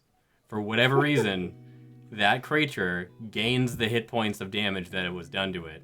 You know that And was just written in as a fuck you Oh, absolutely. somewhere in there. And I'll Call tell you, lightning. guess who appreciated that fuck you? This guy. Shambling Mounds, and those and Blaze. I think that's how you pronounce that. The giant, like, rhinoceros-looking Oh, those are so dope. digger Yeah, creatures. yeah. Those are my favorite, just because they're goofy, big and goofy, dumb animals. Love them. All right. Let's see here. Let's. I'm gonna scroll past a few of these questions. They're a little bit heavy on the character questions. This is a good open-ended question. How about this one? Let's see. Instead of what's your favorite monster, let's go with. Do you prefer dungeon crawls, open world, or heavy combat campaigns? If you had to choose dungeon crawlers, open world, or combat heavy, what would you choose? I'm always answering first, so I'm gonna leave someone else. Let's go with Paul. I hate dungeon crawls. I hate Really? dungeon crawls. Yeah, I hate dungeon crawls. Because I in my head I'm like, why are these monsters here? What do they eat? Why don't they just leave? It boggles my logic. Like, why are they here? And I hate dungeon crawls, and it's just a maze. I like open world. I don't even have to have a lot of combat, as long as the combat's interesting and it means something, right? Yeah, if it means something, it leads somewhere. Yeah. That's fair. See, that's until you find some dungeons in Galia that have like monster punch clocks on the outside. You're like, I get it. You got to turn those workers against the lair master. Oh, just Yeah, the working class will not Not be a oppressed, my union? dude. Yeah, not a union. yeah. You unionize my That is some goblins? Galia shit. Yeah. Yes. Yeah, love that. Secret tunnel. Fucking kobolds. Yeah, I'll go next. I, as a DM, love dungeon crawls because I know exactly. There's one path and I know where it is. But as a player, I have to agree, Paul. I love open world. I love the story, the lore, getting into it, being able to go different places, different settings. It's fun. Dungeon crawls stress me out. Like, you never know when you're going to get a long rest. You never know when you're going to get your spells back. You never know. Like, they stress me out. Because, like, who is going through a creepy dungeon and is just like, I'm gonna lay down here for a minute. So like, no, you're not gonna do that. You gotta make shit last until you get out of there. They stress me out. All right. So that's not my answer. That is the opposite of my answer. Yeah. So you're not doing three Reason standings why. for that session, right? Yeah. I know, right? Both Diane and Jay are gonna fuck me up on the next couple of sessions. Anyways, Dungeon. I love the open world. I do. And combat heavy is cool when you play a barbarian, because there's not much else that you really get to do. I've at least put my barbarian together for Mondays. That she's got a lot of other things that she can do. She's not like a typical just fight and be dumb. Yeah. She's got average intelligence, so she can actually do shit. But yeah, I like a little bit of column A, a little bit of column B with the open world and the combat. That's fair. And like Paul said, though, as long as it means something, like random encounters are fine, as long as there's something that ties in. Like, what's the reason? Like, yeah. But Yeah, I'm open world as well. That's how I run Galia in all of the campaigns. And yeah, I love combat, but I'm so much more into the story and the character development that exactly the same as everyone else. Like my combat, even the random encounter tables that I make you guys roll on when you're traveling, they have a story in them. Nice. Like there's something that's happening. It's not just like 10 wolves are here because they are wolves. And that's what they do. They wolf. Welcome to Yellowstone National Park. So I like putting combat in there, and I like putting combat in that feels challenging at times, but with a good fucking reason, like some weight to it. So yeah. Okay, I like that. Yeah. I will caveat my answer before moving on. With combat heavy campaigns, they're great as long as the combat has RP in it. Mm. Not just Shit. taking turns. I want Right. banter. I want gaudy dialogue. Yeah. I want to know. Spill the tea on why you're fighting. Yeah. That's what I want. We need the bad guy's monologue before the fight starts. Oh yeah. Yes. Give me a good monologue. Give me the monologue. Give me the Yeah. monologue. If you don't give it to me, I'm gonna give one. So Right. what does he say? Oh, I think he says this. Right.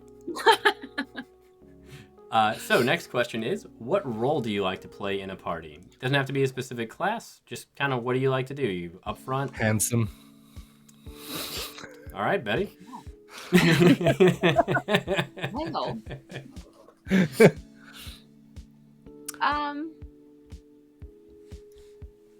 I like the idea of like support. Like I like to buff other people. I like to, however that's done. Which is why I enjoy playing the Wild Magic Barbarian, where like I literally can give spell slots back to my spellcasters. Like but I'm a barbarian.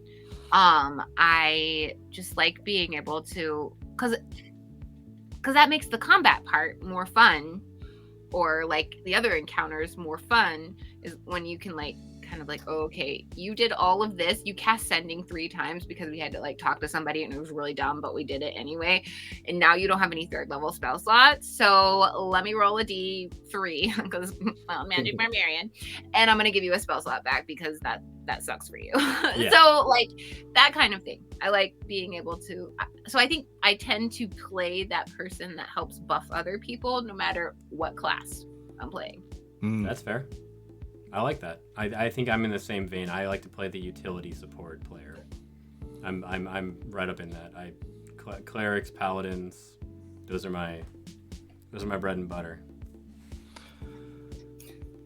Yeah, so I like either like melee heavy fighting, like paladin, or like exactly like Lucius's build, like complete debuff. like barely ever like has any like buffing spells, but just fucks everyone up in different ways. Mm-hmm. Like takes away action economy. Like that's my big thing. I'm making intelligence saves. That's Because nobody puts. it's 5e. But I lean on support characters, but really, I like to play anything that lets me roll with that cinema that's in my head. So when I'm playing, it's like a movie going on in my head. So I like to narrate and describe everything. So playing Lostaroth and the Fighter is cool, but he kind of does the same thing over and over. So when we had that one shot and I got to play the Voodoo Cleric and I get to narrate spells, I love that. I like playing spellcasters because I can just, describe all kinds of cool stuff going on. I love that. Yeah, that is one of my favorite things about Lucius's character, with his glass that he casts through mostly now. But coming up with different ways that the glass like flavors into the spell. That's And just to kind of give a compliment to you, Paul, like you do an awesome job of that. Like taking your character's like role and like flavoring things yourself. Like I know you guys are all DMs. I know you like to flavor things and input story, like, okay, well, let me describe that a little bit, but like, I think it's really, really cool when players take that on and describe what they're seeing. It also just kind of helps sell the story a little bit too, because it's like, that's what's coming out of your brain, your mind. That was your character. That's how you saw it. I like it a lot. So props to you. I like cool things happening. Mechanically, it might not be great, but like when we fought that big, that witch lady with the legs, I was like, yes, I want to slam the table and trap her legs. I know mechanically it's not the greatest thing to do, but visually in my head, like running across and just pushing that table, I'm like, that is so cool in my head. Like I want to do it. Yeah. And then getting turned into a mouse. Then get turned into a mouse is fantastic. I loved it. I was just like, I love it. I was like, yes, this is the best thing. I'm like a super cinematic DM when it comes to like combat and things. Like I like everything to like play out like you're watching it. And Paul does an awesome job for me because if I ask anything, it's like bam, like a ton of flavor, like right off the bat. It's so easy to roll with. So yeah. Nice. Good answer. Paul, we need to play more together. Oh, that one shot was hilarious. Idiot. You guys watch the one shot? No, we're about to in Spelljam. Oh, but the one shot was hilarious. We were laughing. It was so hilarious. We couldn't stop laughing. It was a blast. One shot. It was absolutely a blast. It was funny, so funny. That is incredible. This is an easy one, or a simple question, hard answer. I think. What's your favorite spell? Tough one. Ooh. There's only a few, so shouldn't be too hard. Yeah, okay. Really hard. I think one of my favorite spell to use is probably got to be Slow. It's just so powerful and like when you cast it, I was like, yeah, like that's the best thing. You just screwed them completely. And it totally messes everybody up. And I love how you're like, it's an insult in itself. You're just basically like, slow, and they're like, I sure am. Like it's got to be my favorite spell. It's so good. It's so effective. Love it. Man, there's that one spell that doesn't get used much. I think it's on the Bard spell list. 3rd level spell that I forgot. I'm not getting it in my head, but it's the one where you can cast it on somebody and they just start attacking all their allies. Is it Crown of Madness? No, it starts with an E. What does it do? Because Crown of Madness does that. You cast it, and then when they fail to save, they start to hallucinate and start attacking their allies. It sounds like Crown of Madness, but it could be. It's not like Minor Illusion or Major Illusion. No, it starts with an E. It's an enchantment spell. Hmm. I'm gonna look it up. I'm gonna look it up now. I have to look it up. Okay, you got it. It is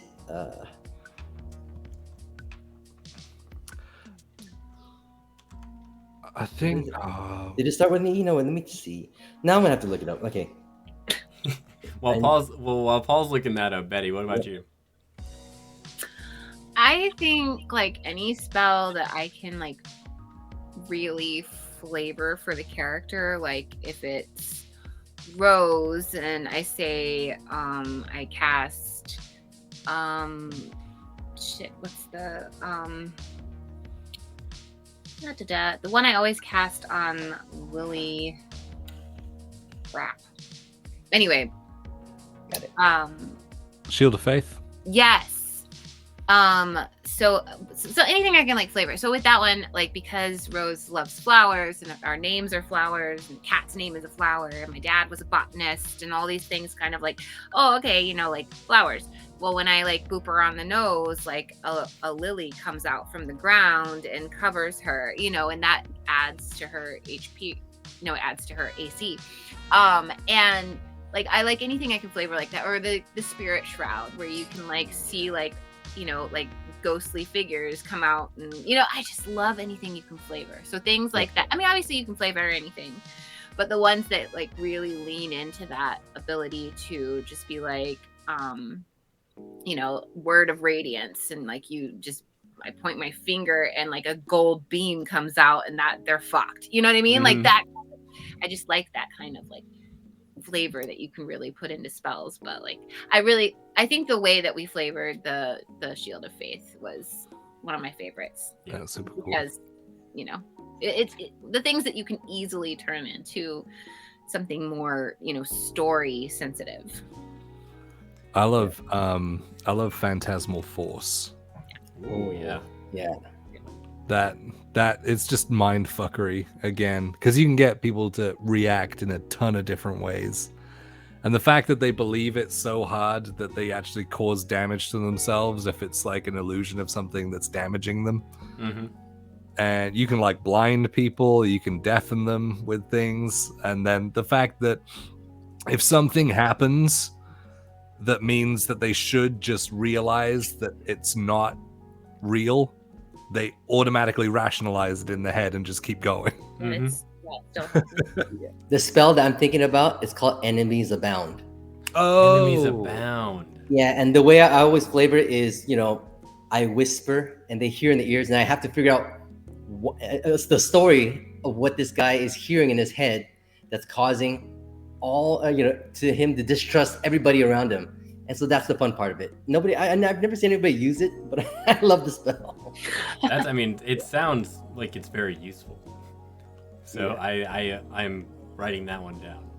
Is that a wizard specific spell? It's a bard spell. It's a really cool, very flavorful bard spell. Gotcha. Okay. It's almost like you know, in Umbrella Academy. Yeah. Rumor has it. I heard you rumor. Know, like, yeah. And so you're whispering to the ear, like, hey, you know, that your little henchman there is, you know, secretly sleeping with your wife, or you know, something crazy, and then they start freaking out and start, you know, yeah. And now you've created a backstory about this man and his wife. And I love it. Which will probably come back to haunt you as a DM, because then you have to deal with that. Yeah. Remember that guard? There's a whole other story to write there. Yeah. All right. This one comes from the chat, from Dial Up. He says, "I'm curious. How'd y'all get into the hobby? And oops, there we go. And what is your favorite part about it?" So I'll start this one off. Give you guys a second to think about it. I got into this hobby from my cousin, Ellen from Nashville. She's great. I love Ellen. She's very supportive. Hi, Ellen. Shout out to Ellen. She's fantastic. She's not here. I was visiting her and she's like, "Have you heard of this podcast?" And I said, "No." And it was the Adventure Zone. And so I started, and it was like right when it first started, and like 2016-ish. So I started listening to that. That prompted me to tell my roommates at the time and all my friends, "Hey, we're going to play D&D." They started listening to the podcast. Then we started playing, and now I'm here. That's awesome. And I love it. And that's my favorite part about it, is that I can just talk to anyone. I've built an entire room in my house for it. I just love that you can walk up to anyone that for sure plays D&D, and there's just an instant like, hey, yeah, we have so much to talk about now. Like, it's great.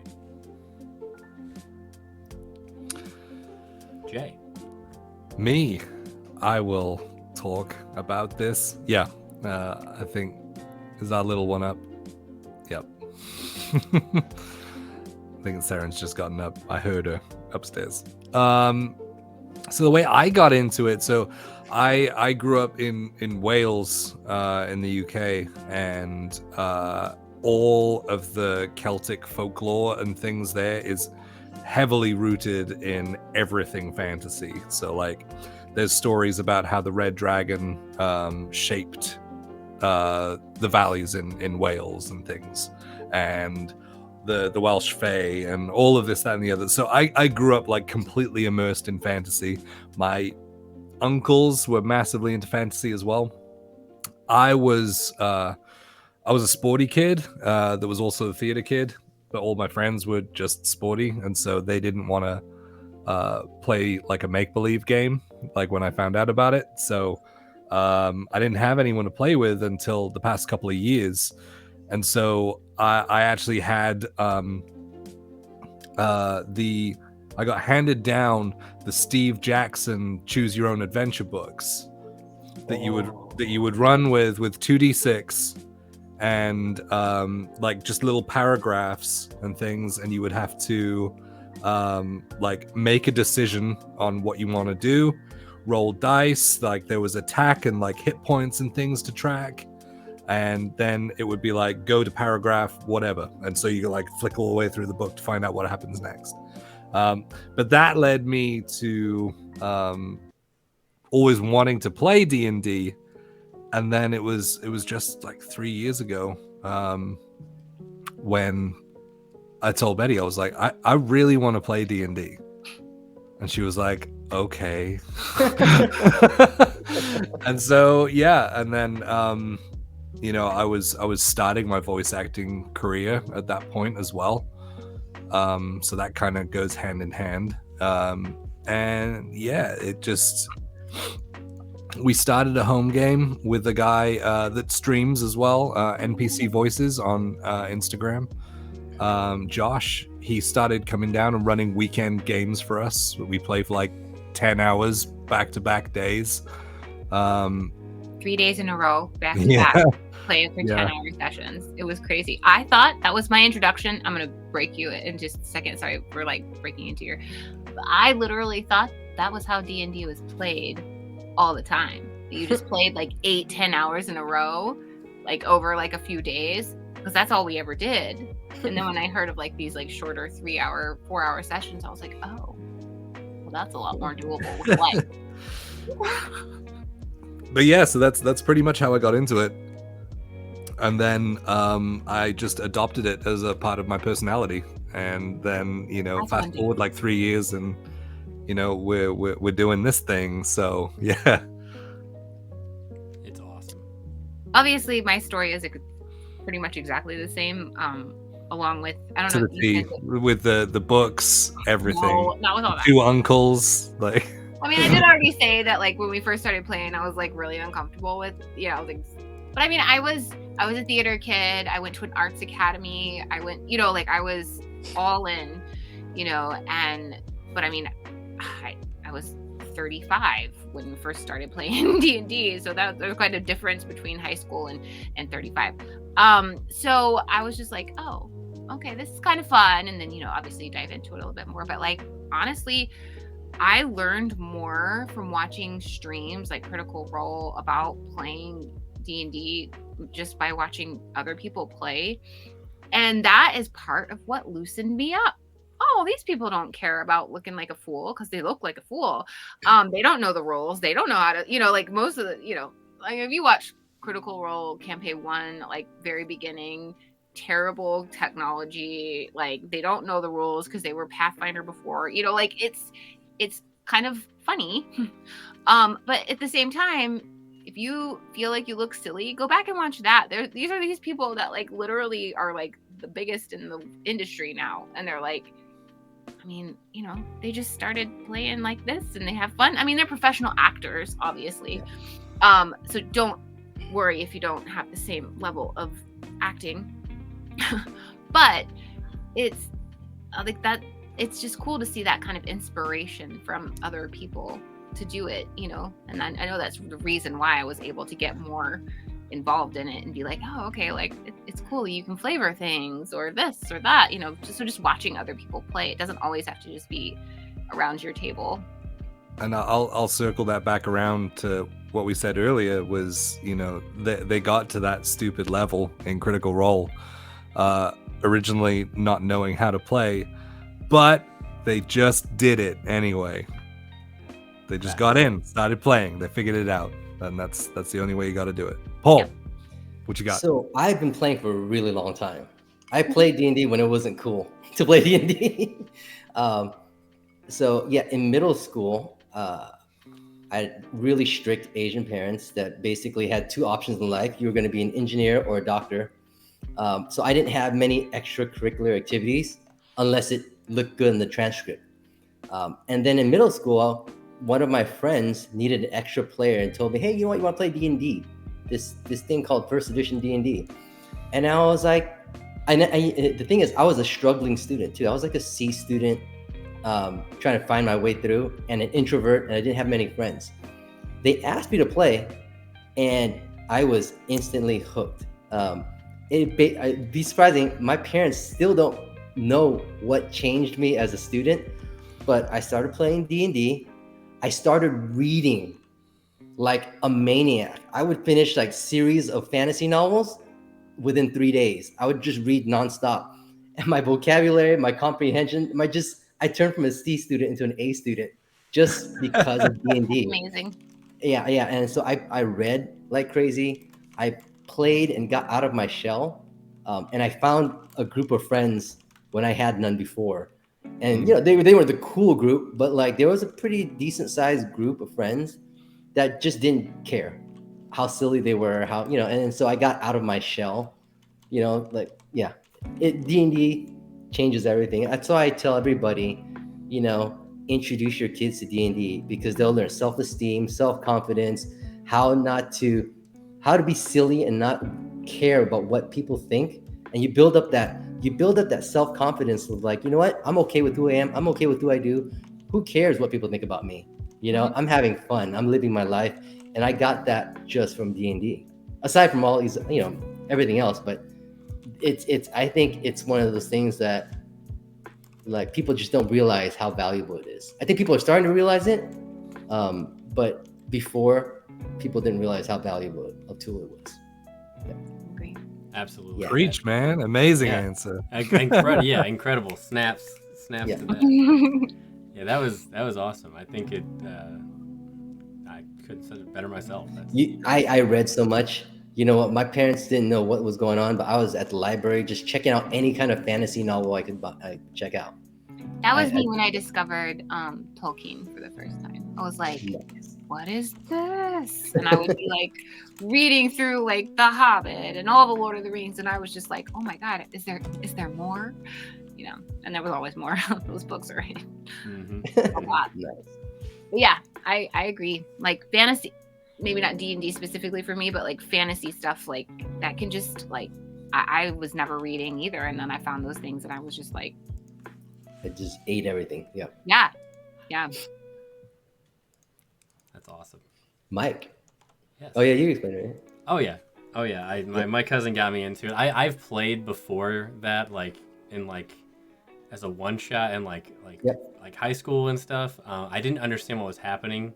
It was actually Pathfinder, and then we played. I played a Star Wars like tabletop RPGs. I played a few different tabletop RPGs, not realizing it was just Dungeons and Dragons with different rules. Yep. So that's Yep. so yeah, that was kind of the thing. I was really into like Magic the Gathering and the lore of all that. So it was, I would take my favorite cards and put it in. But for D&D specifically, it was 5th edition, and it was a lot of fun. I played some Starfinder stuff too, but it's fun. Yeah, very fun. Again, shout out Ellen, good cousin. Hey, Ellen. Ellen's great. I feel like you should clip this just for I'm gonna go back and clip this and just send it to her. Hey, cousin Ellen. She's phenomenal. Her and her 2 cats. I So, love Ellen. You just had to say 2 cats, and now I'm like, I have this image of this amazing like aunt. I love it. oh yeah, that's. Okay, I mean, sorry. you pretty much nailed it. Yeah, she's incredible. So next question. This comes from the chat from Chris Cross. Do you have a favorite as a DM? I cut it off the question. As a DM, do you have a favorite moment where your party threw you way off and you had to improvise quickly? Lol. Specifically, lol. Oh fuck! I feel like that's like every other fucking Galia.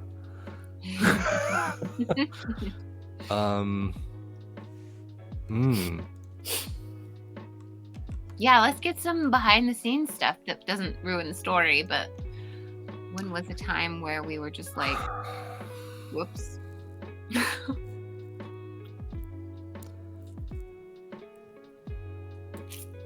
It's gotta be when Brent was like the king of the kobolds.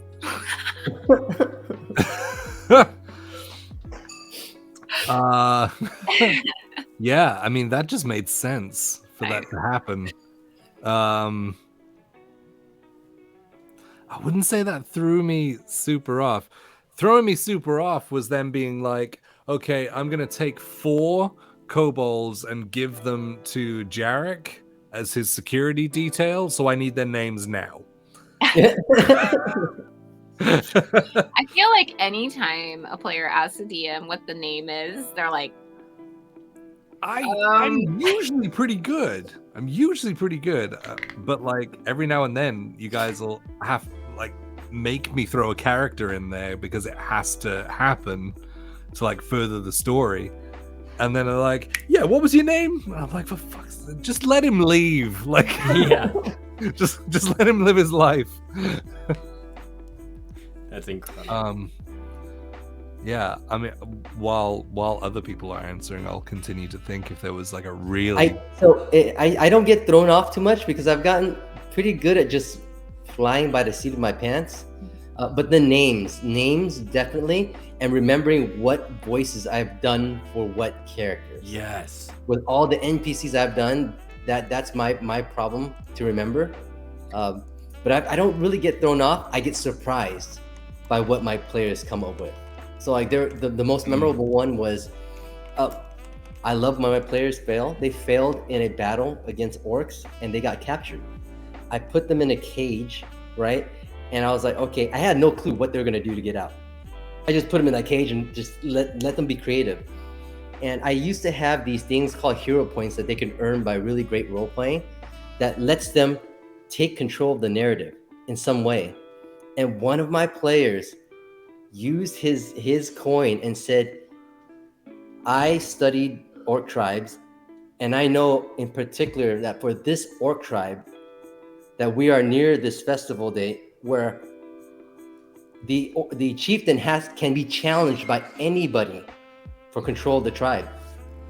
And that was the only way they figured out to get out. He's like, and he actually said, he came up on the spot with the formal challenge that he has to voice out. And it was, and I just said, you know what? That's fantastic. So off the top of my head, I had to set up this gladiatorial battle between him and the chieftain. And it was epic. It was so epic. Oh, I was like, love that player. I was like, oh yeah, man. That's top tier roleplay. Yeah. Top tier. I was like, wow, off the top of your head, that's what you came up with? I thought they were going to come up with some crafty spell use or some kind of social. That was what he came up with. And I was like, wow, okay, that's cool. That's incredible. That's not only did you, that's not, hey, what's that guy's name? That's, hey, what's the name of this festival I've just made up? Like, made up off the top of his head, and the formal challenge. It's like, you just came up with that right now? The orcish formal challenge? I was like, what the? Paul, if I was you, I would just switch seats with him. I know, like, you got it. I was like, yeah. That's incredible. This is your story now. Yeah. Here you go. Here are the reins. I don't need them. I think for me, one of my favorite, it's a very dumb moment, but it really threw me off because I was unexpected, was I was running, it's Horde of the Dragon Queen, and they're in a floating cloud giant castle in the sky, and they're getting towards the end, and the rest of the group, like almost the whole group, is heading towards these like caverns to find the dragon, and the bard was so curious to find the guy that was in charge of the castle and not the dragon they were there to kill, that he worked his way through the guards by telling them he had to go to the bathroom, and he was disguised, and he was off duty as a guard, and he found the main bad guy, and he got kidnapped. And so then I had to run 2 encounters all at the same time that I wasn't planning for. And I was like, I didn't prep any monologue for this guy yet. It was horrible, but we got through it. So Betty knows this. My very first time DMing. Yep. My very first time DMing. The party split itself because they wanted, like, there were multiple I'm gonna sneak out before anyone gets up. But they split the party 3 ways. Oh no. On 3 different timelines. What? So, and I made people roll for it and things, like who could get up faster, and like if so and so would have heard them and things. And, Oh my god. and it ended up like they were split 3 ways. They all had their own what they wanted to do in the first city that they were in. And yeah, and then it took the whole, I don't know how long we played for, must have been 5-6 hours, but like right at the end I managed to tie them all back into the same place at the same time, which then ran into an encounter that I also hadn't planned. To be fair, everyone at the table was pretty novice, and at that point, I didn't even know that it wasn't like don't split the party. You know, like, I didn't know that shit. So I was like, oh, well, I'm gonna go do this thing that I had planned on doing, that I had planned with Jay, and was like, yeah, that's what I'm gonna do. And yeah, and then everybody else was like, oh, we're doing our own thing, and I was like, oh, I started something. Yeah, I've created a chain of events. What? Consequences in D&D? What? That's This is incredible. fantasy. Should we do one more question and You then took the words right out of my mouth. took the words right out of my mouth. We'll make it an interesting one because it's kind of unique. What is your favorite campaign setting? That's tough. I want to end on a hard one. So mine honestly is either high fantasy, like that's the classic. It's either that or the total opposite extreme, space. And I played because I played in a Starfinder campaign. It was a different like rule set because it's kind of like Pathfinder, but not. We had a really good DM. He had a lot of good tips, and it forced me to learn how to roleplay in a world that I was not familiar with, and I owe a lot of my role-playing ability to that. So space is because it's chaos. Anything can happen. So that's my answer. Every time you say space, I have that clip of Command and Conquer Red Alert where Tim Curry goes, "Space!" We're going to one place they haven't gone, space. The one place capitalism has not been, space. Yeah, that's why I was smiling when you were saying it, though. Yeah, that's incredible. For me, I think I'm loving everything about Spelljammer that I'm cramming my brain with right now, but I've not. But other than that, yeah, spice. Probably Dragonlance. I fucking love the lore in Dragonlance. Shark. Yes, yeah, like the whole Lord Soth and things, the Black Rose, this is why we're different. It's so dark. I don't want to take away from your answer, but this is why we're different, because I like happy times. No. Spice! And you're like, yeah, no one gets a happy ending in Dragonlance. No, it's too real. Yeah. Grim dark world. Yeah. Betty, what about you? Well, I mean, you guys could probably already guess. But I'm going to say fantasy, like high fantasy, Tolkien, Lord of the Rings. I want to be the unrestricted elf, right? But I am so excited about Spelljammer because not only do you get high fantasy cool, you know, but you get, say it, Spice! which is really cool. So I get to be a space elf, which is what my character is going to be. But I'm really excited about that opportunity and the whole, because I haven't played, but you know, these homebrewed high fantasy worlds. So this is my first time coming out of that and going into the, except for like one shots and like other little things, you know, but like campaign setting. I'm excited. But yeah, so. For me, it's Dark Sun, and it's so good. It's a combination of fantasy and dystopian mashed together. So imagine your fantasy world, magic destroyed the world. It's like a desert, and you can use magic, but it requires you to draw from the earth. So there are people who use magic. They're called defilers, and basically when they draw from the earth, they destroy nature and whatnot.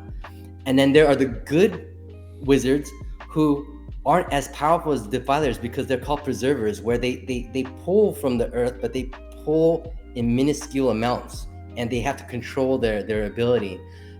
There are no gods. The gods forsaken the world. So the clerics are all elemental based. So they draw their powers from the sun, from the water, from the whatnot. It's a desert world, so you don't have people running around in metal armor. Everything is bone, chitin, leather. There's piecemeal armor. Nobody has metal. Like if they see metal, they're like, you know, their mind is blown. So their weapons are all breakable.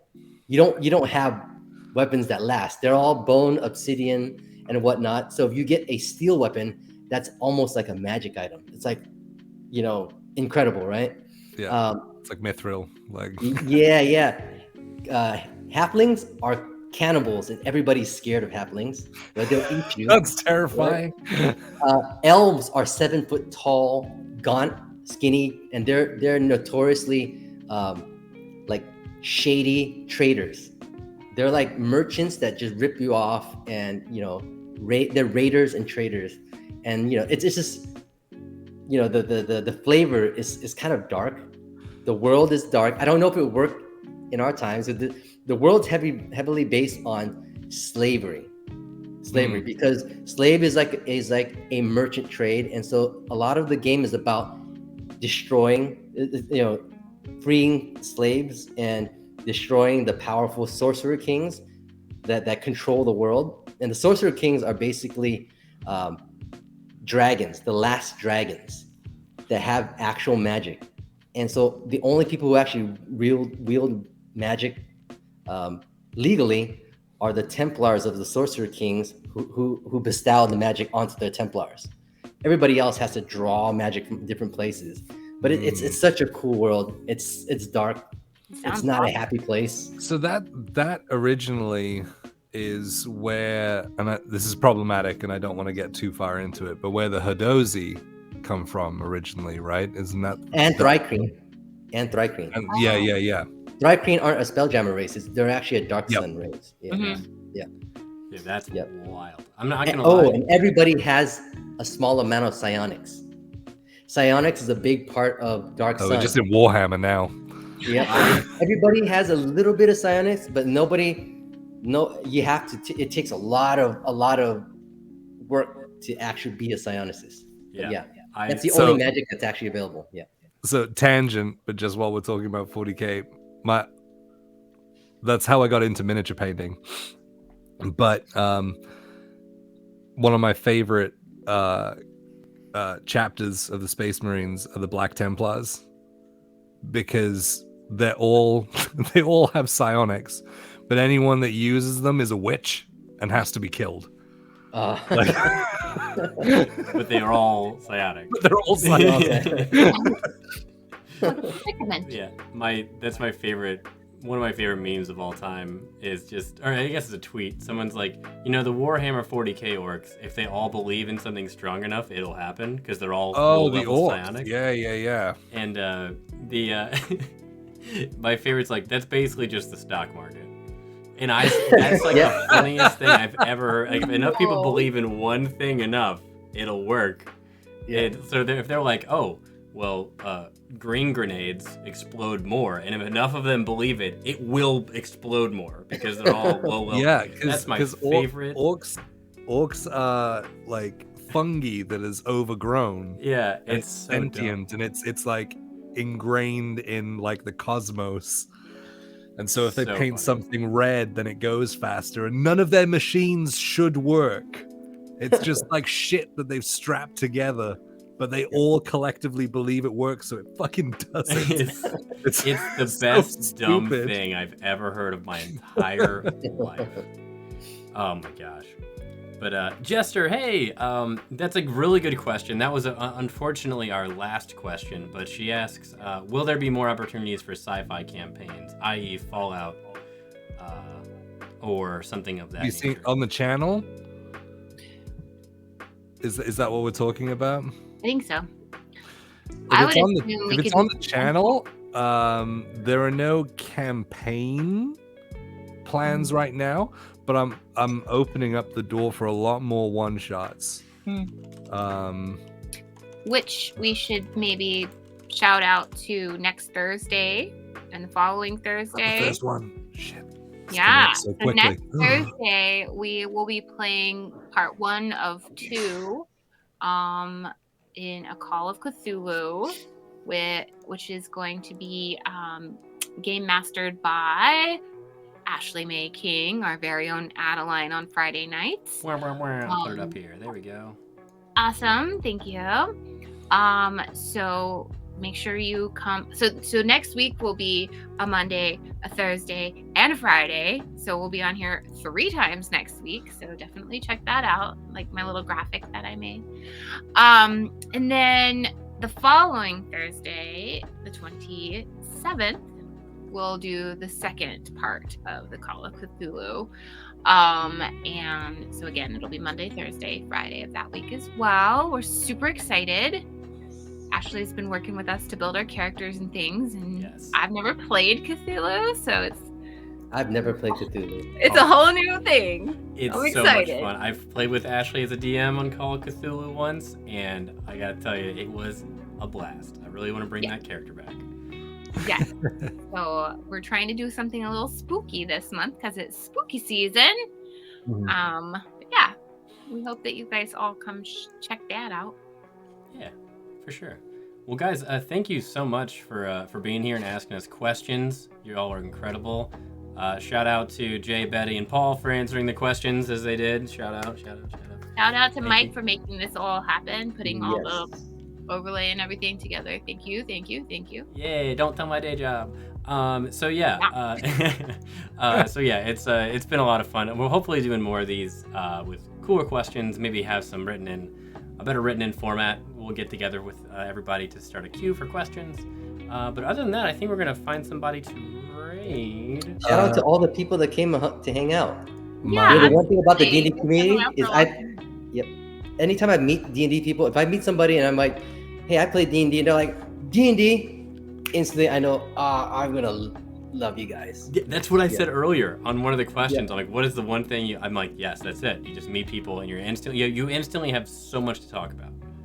And which we could do tonight forever. But Mike, okay, that's fine. Yeah. Oops, sorry. Is that good? No, I was just gonna say my friend Jasmine Bala is live up on top because I saw her on top. But we can go wherever. What's her name? What we got?